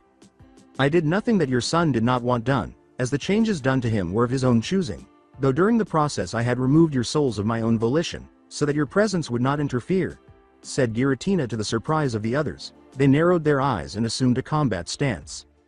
An enraged Kushina exclaimed, "What the hell do you mean by changes? The hell did you do to my son?" She would not tolerate her son being harmed in any way by this strangely dressed woman. She would fight this Giratina woman if she did anything, regardless of whether she was already dead. Giratina just blinked bewildered. It seems as though I've misspoken. I forgot that you don't know what happened. Perhaps you would like to talk to your son directly." An anxious Kushina exclaimed, "Naruto. Well, where is he then?" Giratina said, "Look behind you." They did so and noticed Kyuubi and an uneasy-looking Naruto. Kushina and Minato were both staring at the new Naruto with odd expressions on their faces. Sensing the tension, Kyuubi squeezed Naruto's hand reassuringly before saying, "Good luck, Naruto," and moving aside. They both snapped out of their reverie when she said this, and Kushina's eyes were unreadable while Minato's gaze was filled with incredulous disbelief at Naruto. Kushina moved slowly forward while Minato remained motionless. She looked up into Naruto's eyes as she came to a stop before him. She put her hands on his cheeks and raised them to his face. She began, "You know," she looked into Naruto's eyes, which were beginning to well up with tears. "When my son was born, he had the same hair and eyes as his father, but he had my face. When I got to look at him, I thought, this is my son, and now that I look at you, despite how different how you look from me or Minato, I already know that you are my son, aren't you, Naruto?" she said. The taller Naruto quickly embraced her while she sobbed silently and whispered to Mom, grinning. Kushina gave her son a hug in return. They both remained silent. It was something they had always wanted to do together. Even though Kushina would have preferred to be present for her son's upbringing, she was content to know that he was alive and well. Even after her death, she was simply happy to have her son back in her arms after a long absence, even though she wondered why he no longer had Minato's blonde hair or why his eyes had changed to a different shade of blue. Naruto shared this sentiment. He never thought he would ever find out who his parents were, but to meet them, really, to hug his own mother and be hugged in return? It was really bizarre. It felt like a dream realized. Years of suppressed emotion finally came out, and he couldn't stop crying. However, Minato had no idea what to do during this time. Although he was pleased to see his son and that he got along with Kushina, he was concerned about how his son entered a different dimension or how his appearance had changed so drastically. Considering how he and Kushina appeared, he could only assume that nothing positive had caused it. After all, it is not by chance that one finds themselves in a totally different dimension. With his Hiraishin, not even he could accomplish such a feat. How, then, had his son been able to transcend dimensions? And who was the other woman with the red hair standing beside him? He was unaware of and confused by a great deal of what was happening. His son hoped that he could explain what was happening, even though it seemed from what that Giratina woman had said that he knew exactly what was happening. When the woman standing next to his son nudged him in the side, he was startled out of his reverie. "Hey you, why aren't you over there with them? After all, that is your family," Kyuubi replied. However, Minato wasn't sure. He wanted to break the moment when he looked at them. After all, Kushina carried their son for 10 months, so she was far more attached to him than he was. He was anxious to meet his son more than anything else, but it also felt like he would be intruding if he went over there and joined them. After all, he was fairly certain that his son would not be pleased that he had forced him to become a Jinchuriki. Would he get away with putting his son through this? Would he be upset with him for it? He genuinely had no idea what to anticipate from his estranged son, despite being praised as a once-in-a-generation genius. However, the odd-headed woman gave him another prod, and the expression in her eyes told him to stop. He couldn't help but laugh at the irony as he looked at his wife and son. In spite of the fact that he had killed hundreds of ninja during the war, he was now terrified of what his son would think of him. However, he composed himself and approached them. He cleared his throat to get their attention when he was only a few feet away, and he was successful because they stopped hugging and turned to face him. Kushina stepped back a few paces and said, "Oh, I'm sorry, Minato here. I was hogging him. When you wanted to talk to Naruto as well, right? Well, go ahead." She was too preoccupied with savoring the moment with her son to realize that Minato was also present. However, Minato was now staring straight into Naruto's eyes, his happy tears having already dried. For what seemed like hours, neither of them moved. When he looked into his son's eyes, he saw that they were parallel to his own because he was the same height as him and didn't even appear to be fully grown yet. He felt a little proud of this because he knew that his son would grow up to be much taller than he was. The thought of his son being even taller than Jiraiya made him laugh to himself. The foolish pervert teacher boasted about being incredibly taller than him. 1. He shook his head at those ideas, though, and tried to think of just what to say. He only managed to say, "Naruto, before Naruto struck him square in the face, sending him crashing into a wall a few meters away. At this point, the responses varied. Kyuubi was giggling, Giratina merely arched an eyebrow, and Kushina appeared ashamed before she could see Naruto's eyes. She had gone to ask him why he had done that. Anger, betrayal, suffering, and loneliness filled them so lonely, and she understood why Minato knew, and foolishly hoped, that the village would view Naruto as a hero, but her wish was not fulfilled. When Minato was struck by that blow, he became aware of several things. His son was quick. To start, the second one was particularly painful. It wasn't as bad as when Jiraiya tricked him into spying on the women's hot springs while Tsunade was present. Jiraiya used him as a diversion to get away, leaving him to deal with an enraged Tsunade. No, his son was still stronger than most shinobi. Even though he wasn't that strong, the third was that, as he had anticipated, his son was visibly upset with him. He was massaging his aching jaw as he picked himself up off the ground. Naruto said, "You?" to get their attention when he said, "You stupid, ignorant bastard. What kind of idiot are you? Honestly, what the hell made you think it was a good idea to make me Kyuubi's Jinchuriki? I understand that mom wasn't strong enough to hold her, but really, thinking that the village would see me as a hero after she was forced into attacking it." Minato saw the same anguish and loneliness that Kushina had. The terrible truth that Kushina was correct also dawned on him. His son was viewed as a hero by the village, which refused to honor his request. Realizing that he had foolishly trusted the Leaf Village, his home that he loved so much, to treat his son like a monster and an outcast made him feel as though his heart was being crushed. He was mistaken, though, because he really wanted to think that Konoha was unique and above such trivial ignorance and hatred. He realized now that he was mistaken and that Konoha was just like any other village that detested Jinchuriki. He then prostrated himself in front of Naruto, much to the astonishment of everyone present. "Naruto, there is nothing I can say to let you know how sorry I am. I was just so sure that the people of Konoha would be more open-minded, and see you as a person, not a monster, but I guess that was just the foolish hope of a foolish man. I can't imagine how it was for you, being alone without either me or Kushina to raise you. The decision to make you a Jinchuriki was mine alone, and against your mother's protests, I did it anyway, so please don't be angry with her. This was entirely my fault," said Minato. Kushina could only observe with sorrow. She wanted to ensure that she could at least have a respectable relationship with her son before their chakra ran out and they would be truly gone forever this time, since she knew that Minato was essentially already convinced that Naruto would not forgive him. Knowing that she was correct about the village's reaction, even though she fervently hoped she wouldn't, was rather bittersweet. Then, with anticipation, she watched as Naruto approached Minato. Naruto came to a halt directly in front of his father, who was kneeling. "You know, like any orphan, I wanted to know who my parents were. What they looked like, what kind of people they were. And now I know my mother is a beautiful and kind woman." Kushina cracked a grin. Knowing that she was attractive was pleasant, but hearing it from her son, whom she hadn't seen since his birth, meant much more. Naruto wasn't finished yet, though everyone started to perspire when Kyuubi said, "But you Minato are an idealistic moron." Kyuubi also snickered a little, "But I suppose, you were just hoping for the best for me, given that you and mom couldn't be there for me. While not a bad thing, it's certainly idiotic to be that much of an idealist, and you should have been more of a realist like mom is. So all in all, I suppose you're not that bad of a person, just that you're too idealistic, and I guess that I could have had a worse father than you," said Naruto. As well as Minato finally looked at him, and he saw acceptance as well as anger at the consequences of his choice. Acceptance of him, of what had occurred, and of his actions. And for Minato, it was sufficient to know that his son accepted him, regardless of whether his son was upset with him. Confused, Kushina said, "Wait, how exactly did this all happen, son?" One thing still disturbed her, even though she was relieved that Naruto didn't despise Minato. At least not entirely. How did Naruto enter this dimension and undergo such a profound transformation? Naruto exhaled deeply. "Well, it went like this." Kushina and Minato were informed about how Naruto became a legend. They frowned when Mizuki was mentioned as having deceived him and attempted to murder him in the scroll incident. To Kyuubi summoning Giratina, entering the world of distortion, and subsequently turning into a legendary Pokemon.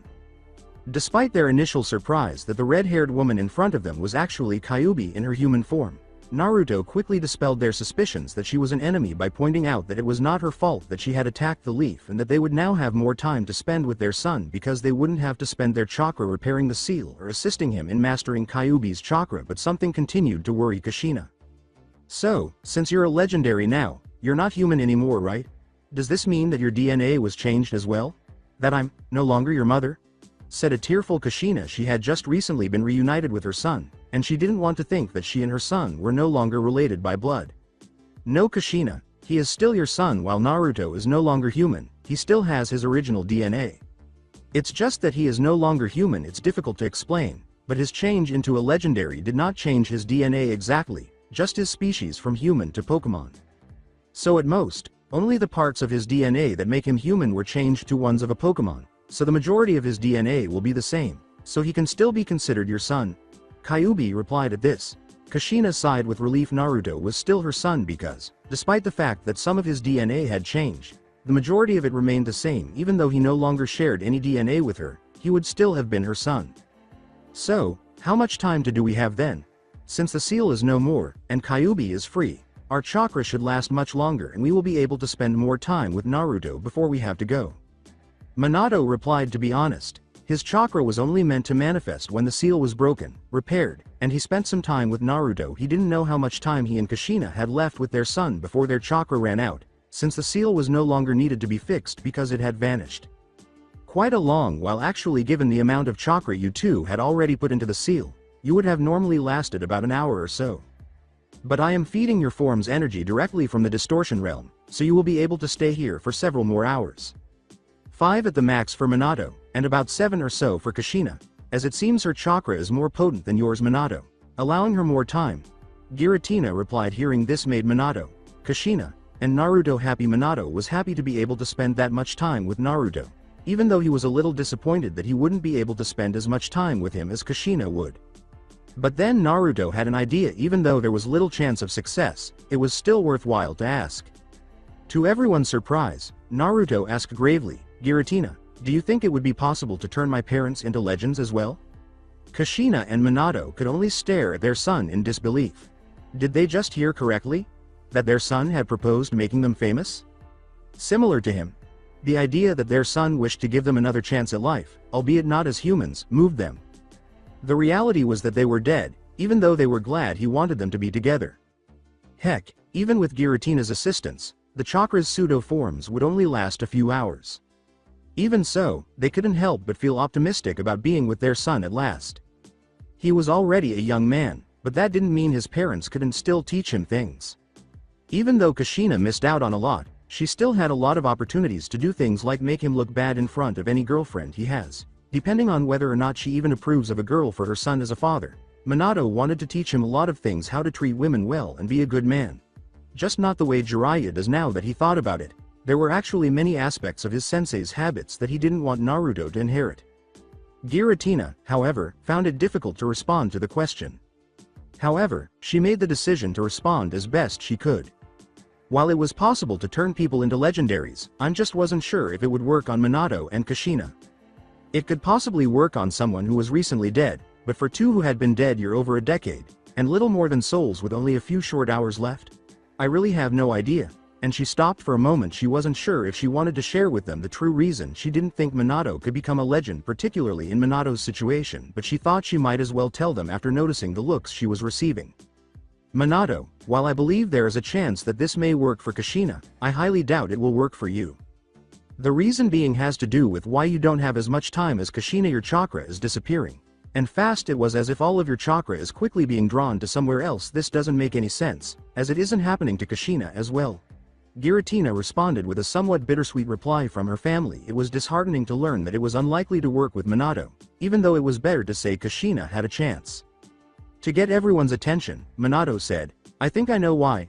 The seal I used, the Shikifuin, summoned the Shinigami to take the other half of Kyuubi in exchange for my soul. This could also be the reason why Kushina would have more time to spend with Naruto than I would, because the piece of myself I left in the seal is being drawn to the rest of it inside of the Shinigami's stomach, with the other half of Kyuubi. Naruto exclaimed, then all we have to do is get your body. I mean, if we can hurry up and grab yours and Mom's bodies, which would increase the chances of the both of you being able to come back, right? And then we can pull out your soul from the Shiki, whatever the hell seal, right? Replied Naruto. After meeting his parents at last, he realized that the only way he could keep them around was to become a legend, and he was determined to do everything in his power to make that happen. Minato was thinking as well as perspiring at his son for forgetting the name of the seal he had used. In essence, he was a Jinchuriki of the other half of Kyuubi. Because of the seal he used, he had to mentally correct himself because this connected his soul to hers. He didn't know what would happen to the other Kyuubi or if she would be taken out along with the rest of his soul. He only hoped that the other Kyuubi wouldn't be too upset after she was set free if everything worked out. That might work with just their souls. It would be very difficult, but with their original bodies, no matter their condition, so long as we have enough pieces of them, should be enough for them to become reborn as legendaries, said Giratina, offering optimism to the family. Then a new creature emerged as she snapped her fingers. Two dark purple, roundish-bodied, bipedal Pokemon emerged. Both standing 4 feet 11, they have a big mouth and red eyes. Their backs are covered in several spikes, and their ears are large and pointed. They have 3 fingers on both hands and feet, and their arms and legs are short. They have stubby tails as well. This is the fastest ghost-type Pokemon under my command, Gengar. While at times mischievous and even malicious Gengar is very loyal if treated right. Giratina told everyone else. Then she looked at Gengar. Now Gengar, you see the blonde man and the red-haired woman? She asked, pointing to Kushina to avoid confusing Gengar because Kyuubi also had red hair. The Gengars nodded enthusiastically and proceeded directly to Minato and Kushina to find out where their bodies were buried. Those two are dead. I need you to locate their bodies and bring them to me as fast as you can, all right? They will provide you with directions as to where their bodies are buried, but you are not to be seen by anyone for any reason, understood? A crystal would have materialized and 3 beams would have shot straight into Minato, Kushina, and the Gengar's foreheads as they began speaking. In order for the psychic-type legendaries to be able to communicate with one another, a number of these unique crystals were made and given to them. Giratina was able to use their memories to show the Gengars the precise places where their bodies would be buried, though, after a little tweaking as requested by its master, the Gengars then leapt through a portal to retrieve Minato and Kushina's bodies when the light faded.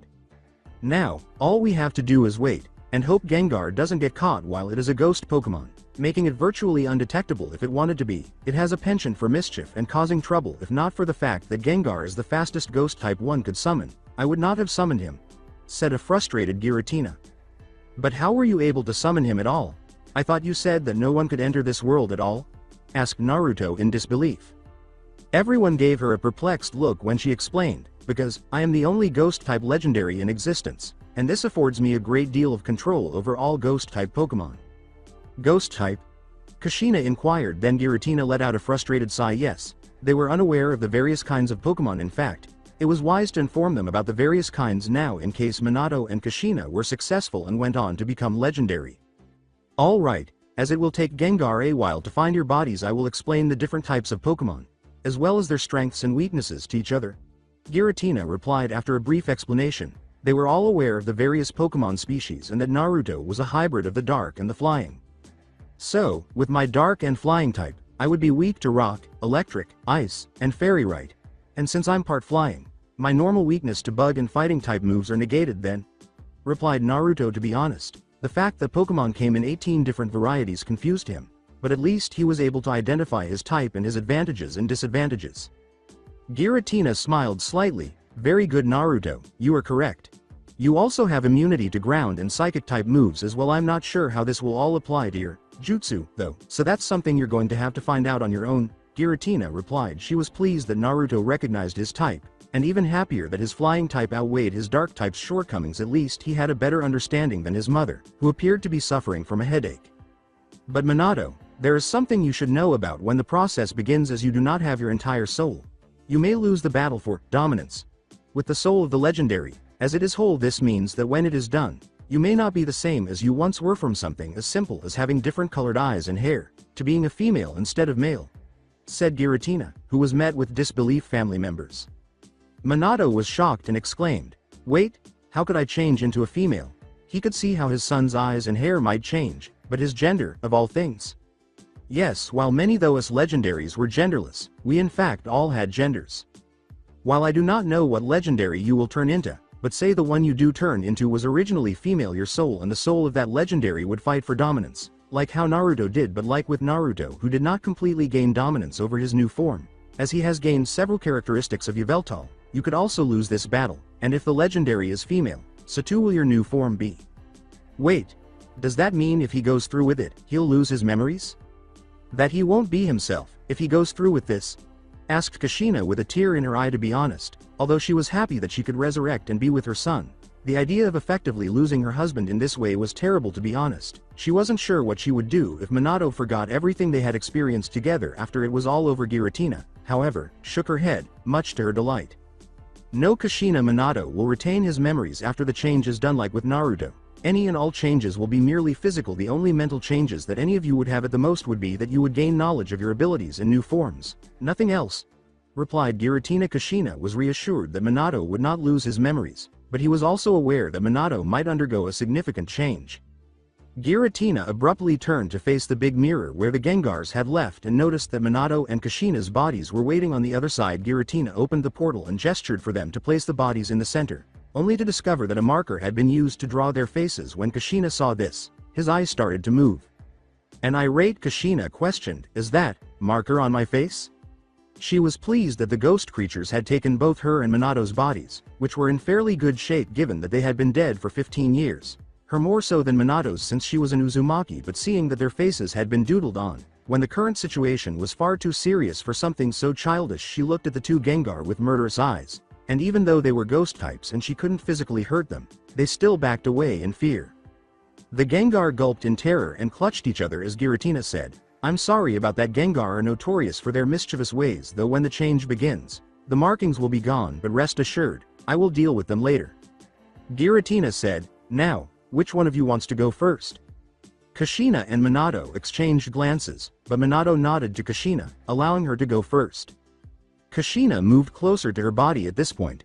Giratina's tentacles emerged from her back and, like Naruto, she stabbed the ground near Kushina. It was almost exactly the same thing that Naruto had experienced, with the exception that his mother was not pierced by any of the tentacles like he was. Even so, she didn't seem to have anyone trapped inside of her. Giratina pulled her limbs back, however, as his mother was now engulfed in a bright light.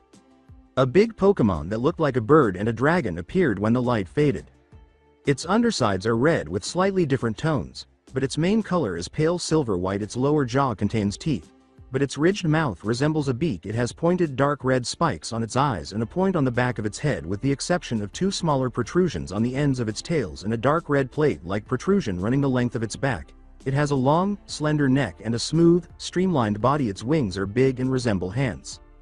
Kushina commented, "Whoa, this feels strange, but what exactly am I?" while examining her new form. "You are a Lugia, a guardian of the sea, though it's strange. Lugia is supposed to be blue, not red," Giratina replied. "How could this have happened?" Naruto inherited many traits from Yveltal when he underwent the transformation, but now that I think about it, his mother's red hair indicates that the color of his hair changed because it was inherited and became dominant during his transformation. Guardian of the Sea, eh? I guess that fits, considering you came from the land of whirlpools, eh? Replied Minato. Yeah. Not to mention that Giratina said this Luigi or whatever is supposed to be blue, but it's red instead. That's awesome, exclaimed Kushina, pumping her fist in excitement. It was rather odd to see her now that she was a dragon, dinosaur, or bird. When Kushina transformed back into a human, her appearance changed in a number of obvious ways. Her form was noticeably more attractive overall, and she was noticeably taller, just shy of 5 feet 8, with red markings surrounding her eyes like her legendary form, giving the impression that you were looking at the sea itself. Wide hips, perfect skin, and a slightly bigger bust that made Minato and Naruto blush. Kushina asked, "So, how'd I look?" And, when they could only nod stupidly, she smiled Cheshire style. "Wow. I look incredible," she thought as she examined herself in one of the many crystals in the distortion world, taking that as a positive sign. "Now it's your turn, Minato, though remember, things may not turn out the way you want them to," warned Giratina. Minato turned to face his son and wife, who gave him a group hug. Kushina said, "Well, here's hoping things work out all right." Although she was upset with him for his foolish decision about Naruto, Minato wasn't a bad person. He just made poor choices because he placed too much faith in the welfare of others. They all laughed when Naruto said, "Yeah, though it would be pretty cool if you got red hair like me and mom though." Minato said, "Well, it's time," and the family hug came to an end. He approached his own corpse, and Giratina followed suit. Just as she had done with Kushina and Naruto, they waited in anticipation and a little fear of what would happen as a bright golden light enveloped him. An avian Pokemon that looked like a peacock and a phoenix emerged. Its feathers are mostly red and gold, with green feathers at the tips of its wings, a white underside, and yellow tail feathers. It has a yellow beak, black rings around its red eyes, a feathered yellow crest on its head, and a green stripe on its neck. Its legs and feet are dark in color, have 4 toes, and have long talons. Giratina remarked, "So it's Ho-Oh then, the counterpart to Lugia." Kushina said, "Minato, is that you?" Nobody was certain that this would ever work in the first place. Given how little of Minato's soul remained, she wasn't sure if it did, though Giratina claimed that when she transformed into Lugia, the legendary version of herself had blue instead of red, indicating that Lugia's color scheme was altered to suit her personal preferences. But in this instance, that wasn't the case. Instead of reacting, Ho-Oh was consumed by brilliant flames that soon shrank to human size. However, they were unprepared for what, or rather, who, came out of the fire. Instead of the blonde man they had anticipated, they were greeted by a stunning woman with red and orange hair. Hell, she might as well have been a Kushina relative.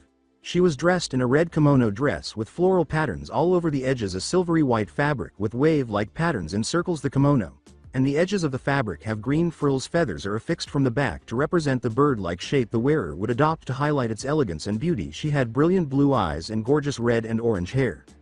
She made a quick bow after glancing at everyone. She merely grinned and said, "Hello everyone." When her ex-husband was transformed into her wife, Kushina's only reaction was to roll her eyes into the back of her head and pass out.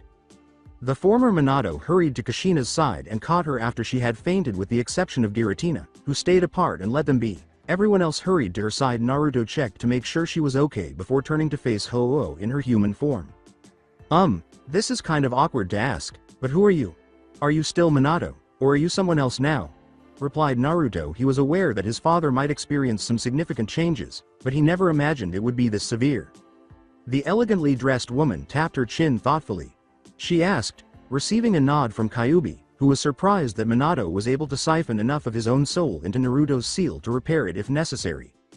I'm not sure I still possess the memories of Minato, but there are several holes, though I think that was due to the fact that there wasn't much of Minato's soul that went through the process to begin with. Now that I think of it, most of Minato's soul was actually sealed elsewhere. That Shikifuin, correct? She asked, receiving a nod. Then that means Minato still exists, along with your other self inside the stomach of that creature, she replied. Kushina, who had just woken up from fainting, asked, really?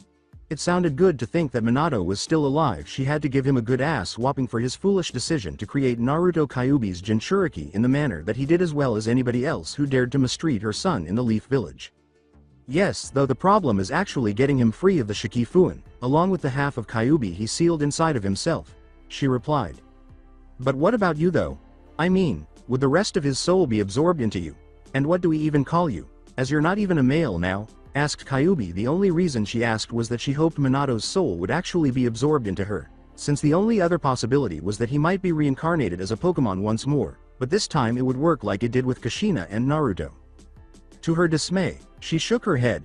No, the part of Minato that went into the seal, that is now a piece of me, can no longer be joined together in any way, as I am now a separate being from him altogether. As for what to call me, how about Akurai? She replied. She nodded when Naruto asked, sunny and bright. Giratina put her 2 cents in and said, that would make sense, as Ho-Oh is the rainbow bird, and a flying and fire type as well. With a smile on her face, the now named Akurai clapped her hands. Then it's settled then, my name is Akurai. Naruto gave her a smile, but it soon turned into a frown. I just remembered, we're forgetting one thing. Even though the rest of Dad's soul is sealed away in the Shikifuin, how do we release him? Unless Mom knows how to summon the thing that took his soul and try to get Dad's soul along with Kyuubi's other half, he said, as his mother shook her head. Something in the back of her mind was calling to her, like a forgotten memory, and she was crinkling her eyes in contemplation. I know the thing he summoned is familiar to me somehow, but how? The jutsu itself was a forbidden one in a scroll from. Her eyes widened in shock. The Mask Shrine. Kushina suddenly yelled. Kyuubi questioned, what are you going on about? The jutsu Minato used was a technique discovered by a member of my clan, and given as a goodwill present to Hashirama when he married Mito. But Konoha also has a shrine of masks from my clan, and one of them is linked directly to the being summoned. While wearing it, one can summon it and control it directly, and forcibly make it release souls that it devoured. She then grew a grim look on her face. The only problem is that it follows the actions of the wearer, and you must slice open its stomach to get the souls out, meaning your own stomach will be sliced open as well. Finished Kushina. When they heard this, everyone's faces were grim when Kushina told them how to summon the creature to retrieve Minato's soul. They initially thought it was all good news. However, when she explained how to retrieve the soul from it, everyone rubbed their stomachs at the idea of slicing it open to retrieve the soul. Is there any way we can barter with the creature then? I mean, if it is able to be summoned, it has to have at least some intelligence, so we might be able to work out a deal with it, replied Akurai. Minato had very little knowledge of the creature that the Shikifuin had summoned. Even from her scant recollections of her, it was quite a risk to not know whether the thing could even understand human speech, much less be persuaded to give up Minato's soul and the other half of Kyuubi. Okay. But where is the shrine exactly? I mean, The Gengar are going to need to know where it is so they can get it, or would that be a bad idea since they're ghosts and this mask is connected to a soul-eating summon? Wondered Naruto. And everyone blinked at that. He had a point. The creature devoured souls as payment for being summoned. And ghost-type Pokemon were basically souls themselves, so either they would be fine, or they would be devoured by the creature. You have a point. Sending out Gengar, or any ghost-type Pokemon for that matter, would be too risky in this case.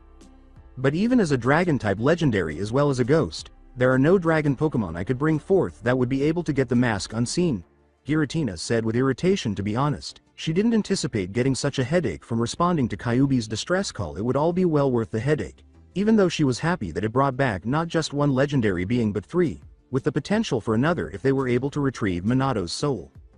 Is there no Pokemon you can call on? I mean, sure you're a ghost and dragon type, but as a legendary, shouldn't you have some leeway over all lesser Pokemon? Especially since you're an important legendary? Replied Kyuubi. Giratina exhaled deeply. While you are correct that I am one of the most important legendary Pokemon, the only one above me in the hierarchy being Arceus, but you have to understand that due to my position, many Pokemon are weary of associating with me. While ghost types have no problem, as I am the only ghost legendary there is, even dragon-type Pokemon sometimes hesitate to associate with me. And while there are a few Pokemon I can think of that would be able to get the job done, they are of a different types than I am, making it very difficult to get them to listen to me at all. Giratina replied. In all honesty, Naruto could have commanded it if Darkrai had been still alive because, in addition to being lower in the Legends chain of command, Darkrai is also a dark type, just like Naruto, which would have given Naruto a better chance of commanding it. 1. At this, everyone looked down, but Kyuubi snapped her fingers. She is regarded with confusion by everyone. What if Naruto, Kushina, or Akurei ask it to do it? Anyone asks. I mean, they're legendaries too now, so shouldn't they be able to call upon a Pokemon to do this for them? Well, maybe not Naruto, given that the aura he exudes in his Pokemon form would be frightening to lesser Pokemon, but Kushina or Akurei should be able to get them to do it for us. For confirmation, everyone looked to Giratina for a moment. Naruto thought, well, yes, Naruto, Kushina, and Akurei would be able to command Pokemon. It would only work if they're the same type. But of the 3 of you, only Naruto and Kushina would be able to summon a Pokemon that would be of any use. Akurei puffed her cheeks out in outrage, making her look cute as Akurei and Kushina pouted and Naruto gave them apologetic looks. Giratina said, but even then, you would have to call the right one on your own, though it is my personal opinion that Naruto be the one to do this. As Psychic-type Pokemon that you could summon, Kushina is weak to Ghost types, and there are few Fire-type Pokemon that Akurei could summon that would be of use. Naruto asked, but how do I even summon a Pokemon to begin with? You must first be able to differentiate the new Pokemon energies in your body, the flying and dark energies. When you do, you must grasp the dark-type nature of your being, and use it to call out, so to speak, to a Pokemon of the same type.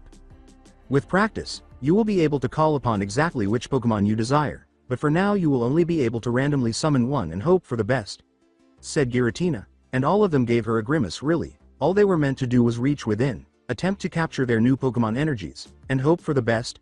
Naruto decided to give it a try and sat down to meditate in the hopes that he could. He focused, searching within himself as he had when he was younger and first entering the academy and attempting to summon his chakra. Though he couldn't quite reach it, he could sense something. It was similar to losing something and knowing it was in the room you were searching for but being unable to locate it.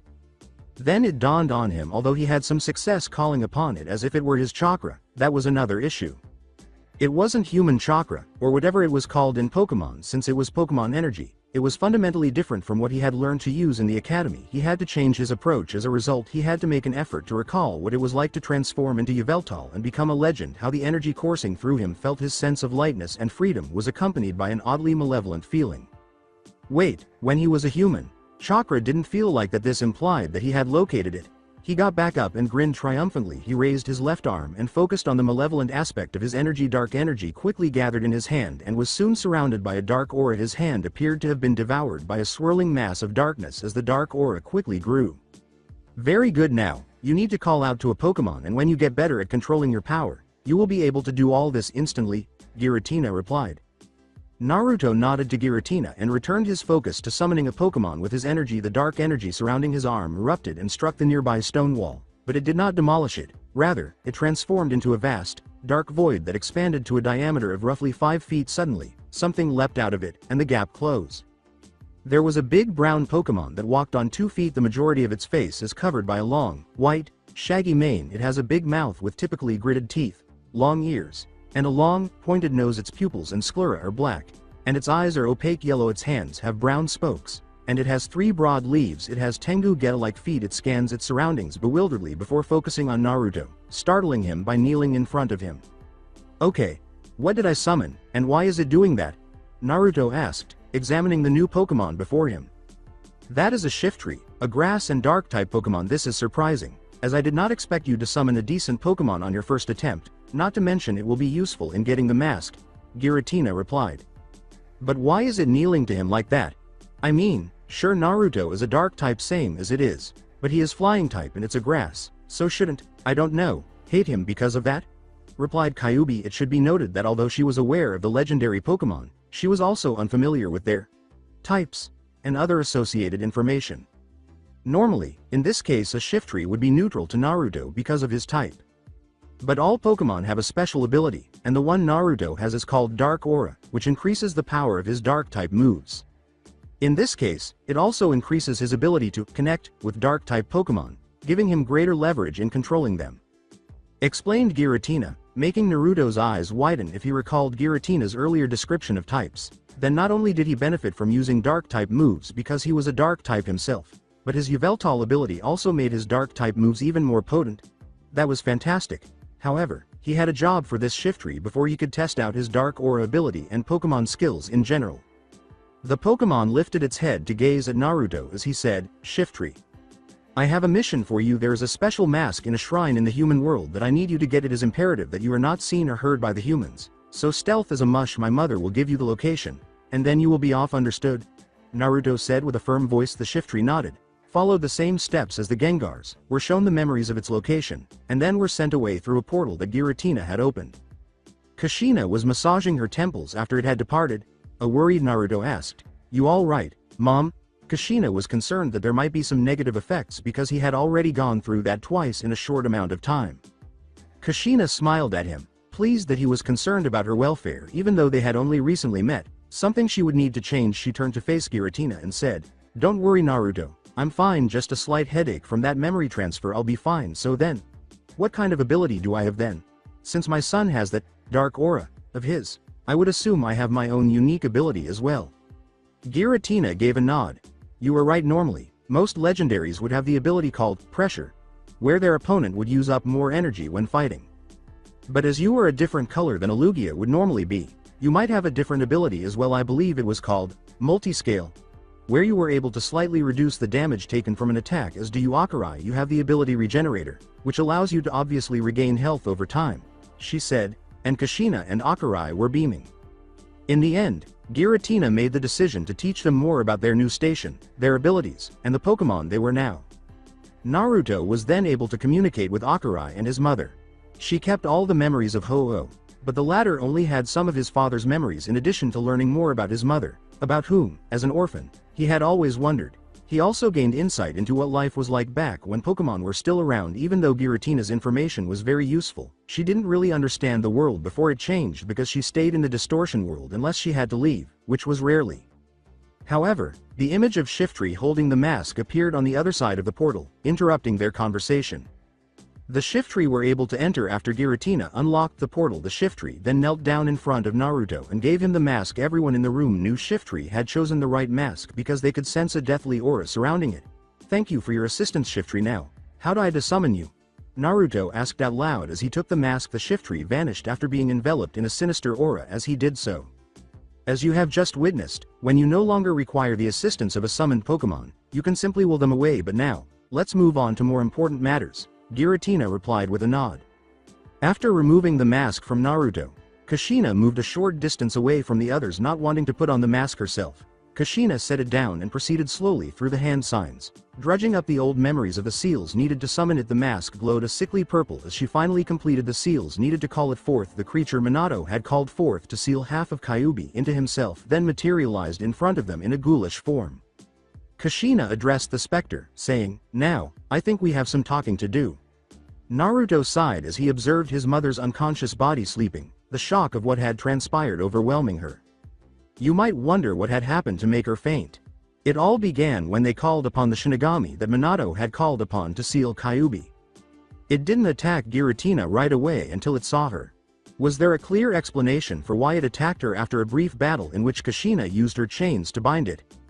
Only to be startled and unsettled by the response. It seems that the Shinigami was actually a combination of Pokemon that were captured by different teams and used for experimentation because they were unable to reach the portal to their new home. However, something occurred during one of their grueling tests. The ghost type was dominant, which would explain why it appeared that way and why Naruto's dark move Sucker Punch was so effective against it. There must have been some sort of explosion that caused all of the Pokemon there to forcibly fuse together into what was now in front of them. They were obviously horrified by what had been done to the unfortunate Pokemon.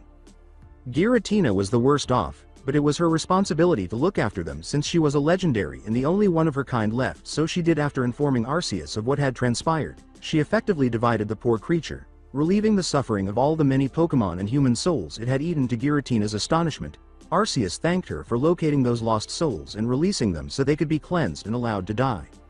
After that was resolved, however, Giratina brought Minato's soul out for reincarnation just as before, with the exception that this time, for the most part, everything went smoothly. It appears that he acquired some additional traits of the legendary Zekrom, the dragon and lightning type, thanks to the missing portion of his soul that is now a part of Akurai. Minato had changed from having blonde hair to having pitch black hair with zigzag stripes in some areas, and his blue eyes had turned red. The most significant shift, though, was that he no longer remembered Kushina. Until Giratina figured it out, they initially didn't understand how this could have happened. She clarified that all of Minato's memories and feelings about Kushina were contained in the soul fragment that he had placed inside the seal, and that was now a part of Akurai. In other words, they were now forever parted from him, and he would never again be the same person who had loved Kushina. Even though Akui now had all of these memories, the man she fell in love with didn't even remember her. Instead, the person who did had memories of her was a woman who was, at most, Minato's twin sister. After everything was made public, Kushina was unable to cope with the stress and quickly passed out. But on lighter tone, the other Kyuubi that had been sealed inside of Minato had also been released, and had taken a form similar to that of the Kyuubi that Naruto had inside of him. This one had dark blue hair, while the one that was sealed inside Naruto had red. She was also darker skinned, as one might anticipate from someone who lived in the land of lightning. The big bead in her hair and her eyes were both a vivid yellow. She stretched and arched her back when she assumed her human form, pushing her chest outward. Naruto blushed as he couldn't take his eyes off her ample bust. He was powerless to stop it. After all, he was still a teenager, and his newfound animal instincts were making matters worse. When he turned to see the red-haired Kyuubi grinning at him, things only got worse for him. Naruto, if you wanted to stare at a pair of breasts, I wouldn't mind though, given she is me. I don't think she would really care either, right? Replied the red-haired Kyuubi. The blue-haired one put her hands behind her head and stopped stretching. She gave Naruto a wink and a predatory smirk, which made him even redder. Well, I have to admit he is rather handsome, and not a bad catch, from what limited memories I was able to get from you despite us being separated. But when Giratina coughed into her hand, drawing their attention, Naruto was spared more humiliation. Now that everything has been settled, I believe it's time we got down to business. As the four of you are now new legendaries, you will have to be properly trained in the use of your abilities, and know of your station as the specific legendary you are. This will take quite some time, especially since you will have to meet the other legendaries to familiarize with them. Any questions? Naruto inquired. Will we be returning to the elemental nations? I'm afraid I cannot allow that. While humans are not nearly as advanced technologically as they once were, their abilities with this Fuinjutsu is also a big problem. If it is able to seal away someone as powerful as Kyuubi here, then no doubt it will be able to bind us legendaries. I will not allow my brethren to be used in a manner similar to the Biju. No offense. None taken, the two Kyuubi said. But if we're leaving, what about the other Jinchuriki? What if we find some people who deserve a second chance? Pleaded Naruto. Giratina blinked at this. The other Jinchuriki? Is that what you were called when Kyuubi was sealed inside of you? And to be honest, she was so out of touch with the human world, that she didn't even know that Kyuubi had been sealed in the first place, let alone all of the Biju had been sealed away. Yes, the rest of the Jinchuriki, and the other Biju, all of us have been sealed, said the red-haired Kyuubi. I see. If that is the case, then something must be done about that. Humanity have caused enough damage when the Pokemon roamed the land, but actually sealing beings as powerful as the Biju into humans is even worse. I will speak with Lord Arceus, and see what can be done about this situation. But in the meantime, you four must be trained in your new roles and abilities, especially if you are allowed to go back to the human world to search out the other Jinchuriki. They all nodded in agreement when she said that. So, what do we do now?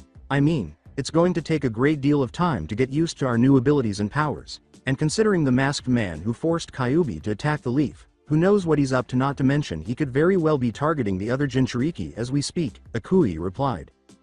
Do not worry, time in the distortion realm flows as fast or as slowly as I wish it to, with limits, so you all will have plenty of time to get trained properly, though considering your different types, I'm going to need some help in training you all properly. Thankfully, there are plenty of other legendaries still alive to help with that, Giratina said. Having said that, they were all aware that they would need to make the most of their time in the distortion realm. Regardless of how long they were there, they would have to deal with the other hidden villages, who would undoubtedly raise a lot of commotion over having their property taken, in addition to protecting the other Jinchuriki from the schemes of the masked man who attacked Konoha all those years ago. However, Minato and Kushina's eventual reunion in Konoha would be bittersweet because, although Minato had permanently lost his memories of Kushina, he still had memories of his life there. As a result, when they returned, they wouldn't be able to stay long and would have to say goodbye to their old friends forever because they knew that, as Pokemon, they couldn't stay in the elemental nations. In particular, Kushina was eager to see her longtime friend Mikoto. In addition, Kushina would have more time to adjust to the fact that the man she had loved was now a woman. However, Akurai appeared to be quite excited about it. A month later, Konoha, after Naruto vanished, things had become extremely chaotic. Sarutobi had imposed martial law on the village because, in addition to Naruto being abducted by an eerie creature, Mizuki was also a traitor who, it turned out, had been employed by Orochimaru. The biggest traitor in Konoha. Sarutobi was particularly incensed that Orochimaru had succeeded in turning one of his ninja into a traitor. After learning this, he then ordered his ninja to find any more snake traitors and any information regarding Naruto's whereabouts. Unfortunately, though, nothing could be discovered on that end. Not totally. Anyway, Sarutobi called the Monkey King Enma and asked him if he knew anything about that tentacle, since no information could be found about it. The only thing he managed to extract from Enma, however, was a myth about a strange summon world that was home to creatures that were completely unlike anything else and that were just as powerful as the Biju. The keeper of the mirror world, the distortion, was the only other thing Enma knew about this creature. According to the myth, there was an otherworldly creature that lived in a parallel world to their own, which they thought was comparable to the land of a summon creature. However, there was an issue: Enma or any other summoning creature couldn't possibly reach this purported land and make contact with them, as summons occasionally did. Thus, the tiny ray of hope that Sarutobi believed he had discovered proved to be yet another dead end. His heart grew heavier with every setback, and he gradually lost hope that he would ever find Naruto again. Naruto's life hadn't been too bad, even though he knew he hadn't done the best job of caring for the boy, as he had promised himself. However, an Anbu had shown up in his office before he could lose himself in his thoughts of failure. Sarutobi asked wearily, "What is it?" The Anbu exclaimed, "Sir, the lake where Naruto Uzumaki had disappeared is glowing strangely." Sarutobi got to his feet right away. "Anbu!" he exclaimed, and the Anbu that had been concealed in the room materialized right away. Sarutobi went to the clearing to watch helplessly as Naruto was taken, unaware that he would be in for the reunion of a lifetime. The Anbu then left to go inform their comrades. "I want every available ninja at that lake on the double. I will not tolerate any excuses. It seems as though the thing that kidnapped Naruto is making a return, and I want to be there to properly greet it." In the clearing, the little lake was, as the Anbu had stated, glowing, as if light were shown through a prism. There were already a number of ninja present, and oddly enough, Kakashi arrived before anybody else. "Kakashi, since you were the first one here, maybe you can tell me what's going on," replied Sarutobi. "Sir, not too long ago, the lake began glowing, as you can clearly see immediately. I had one of the Anbu patrolling this area go inform you of this while waiting. I made a shadow clone to see what was on the other side, since Naruto had been dragged through," replied Kakashi. Sarutobi asked, "And?" Then Kakashi sighed and went on. "What I saw was something unlike anything I had ever seen before. The whole world was a mess. There were floating structures, as if gravity itself was out of whack. Even the water was flowing upside down in some parts. My shadow clone would have looked further until something dispelled it. And from what I could gather, it was similar to what had kidnapped Naruto a month ago." Said a furious Kakashi. He placed as much, if not more, blame on himself than Sarutobi did. After all, Minato was his teacher and the only relative he had left after the death of his father. However, he had been on a mission when he was spirited away and had not been able to do much for Naruto over the years. However, Kakashi was prepared to go to any lengths to retrieve Naruto now that the portal to the strange world he had been transported to was open and the creature on the other side was visible. One of the ninja exclaimed, Hey, something's happening.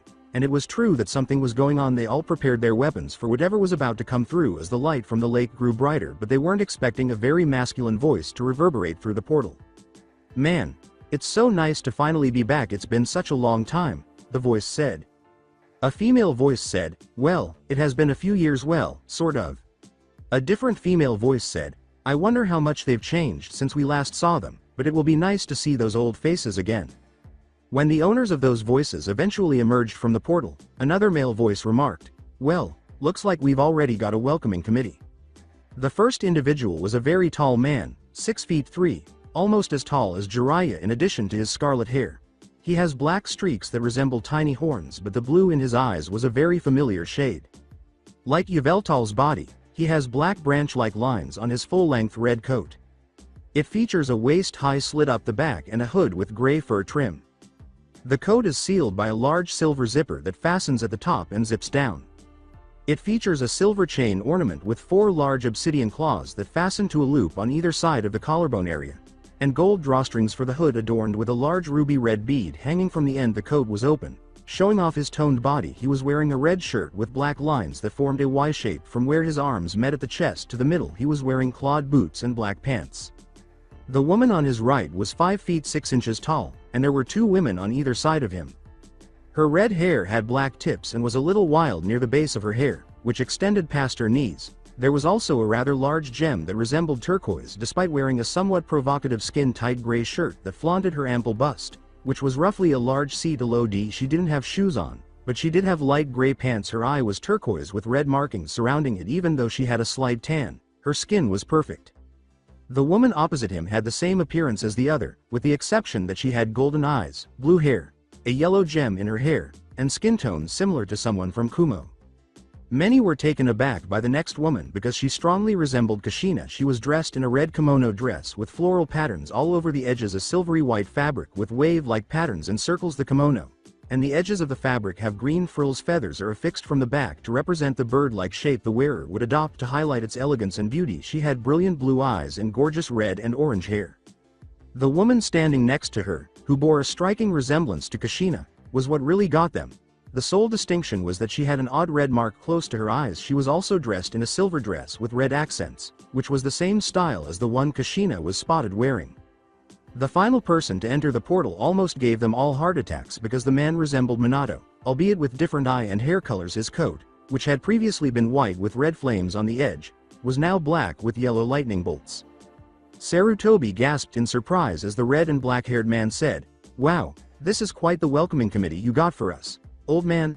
Apart from his grandson Konohamaru and son Asuma, only one person in all of Konoha would dare refer to him as such. However, it was obvious to Sarutobi that this man was not him. The only similarity between them was that they both had blue eyes that gleamed with the same mischievous gleam. Sarutobi replied, "No, it's not possible. You can't possibly be him." "Oh really? How is it that I can't be me, old man?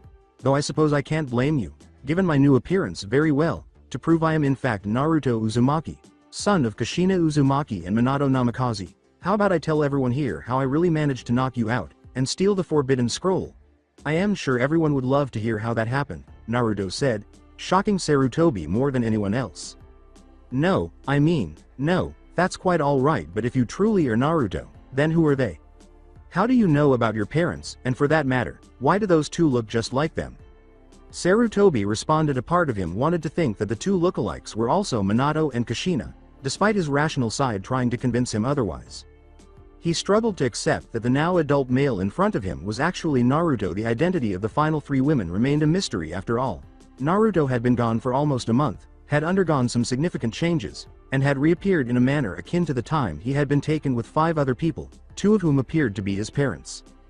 "Well, old man, that's the thing. There's quite a bit we have to talk about, not only about the people standing beside me, but also about the fact that you've been lying to me for years," said Naruto with a serious expression. At that, Sarutobi winced and was only able to sigh in relief and exhaustion. He was just relieved that Naruto was safe and unharmed, even though he knew he wouldn't enjoy the conversation that was about to begin. So that's it for today. I hope you guys enjoyed it. Don't forget to like, share and subscribe to the channel for more awesome stories like this. Thank you. See you all in my next video.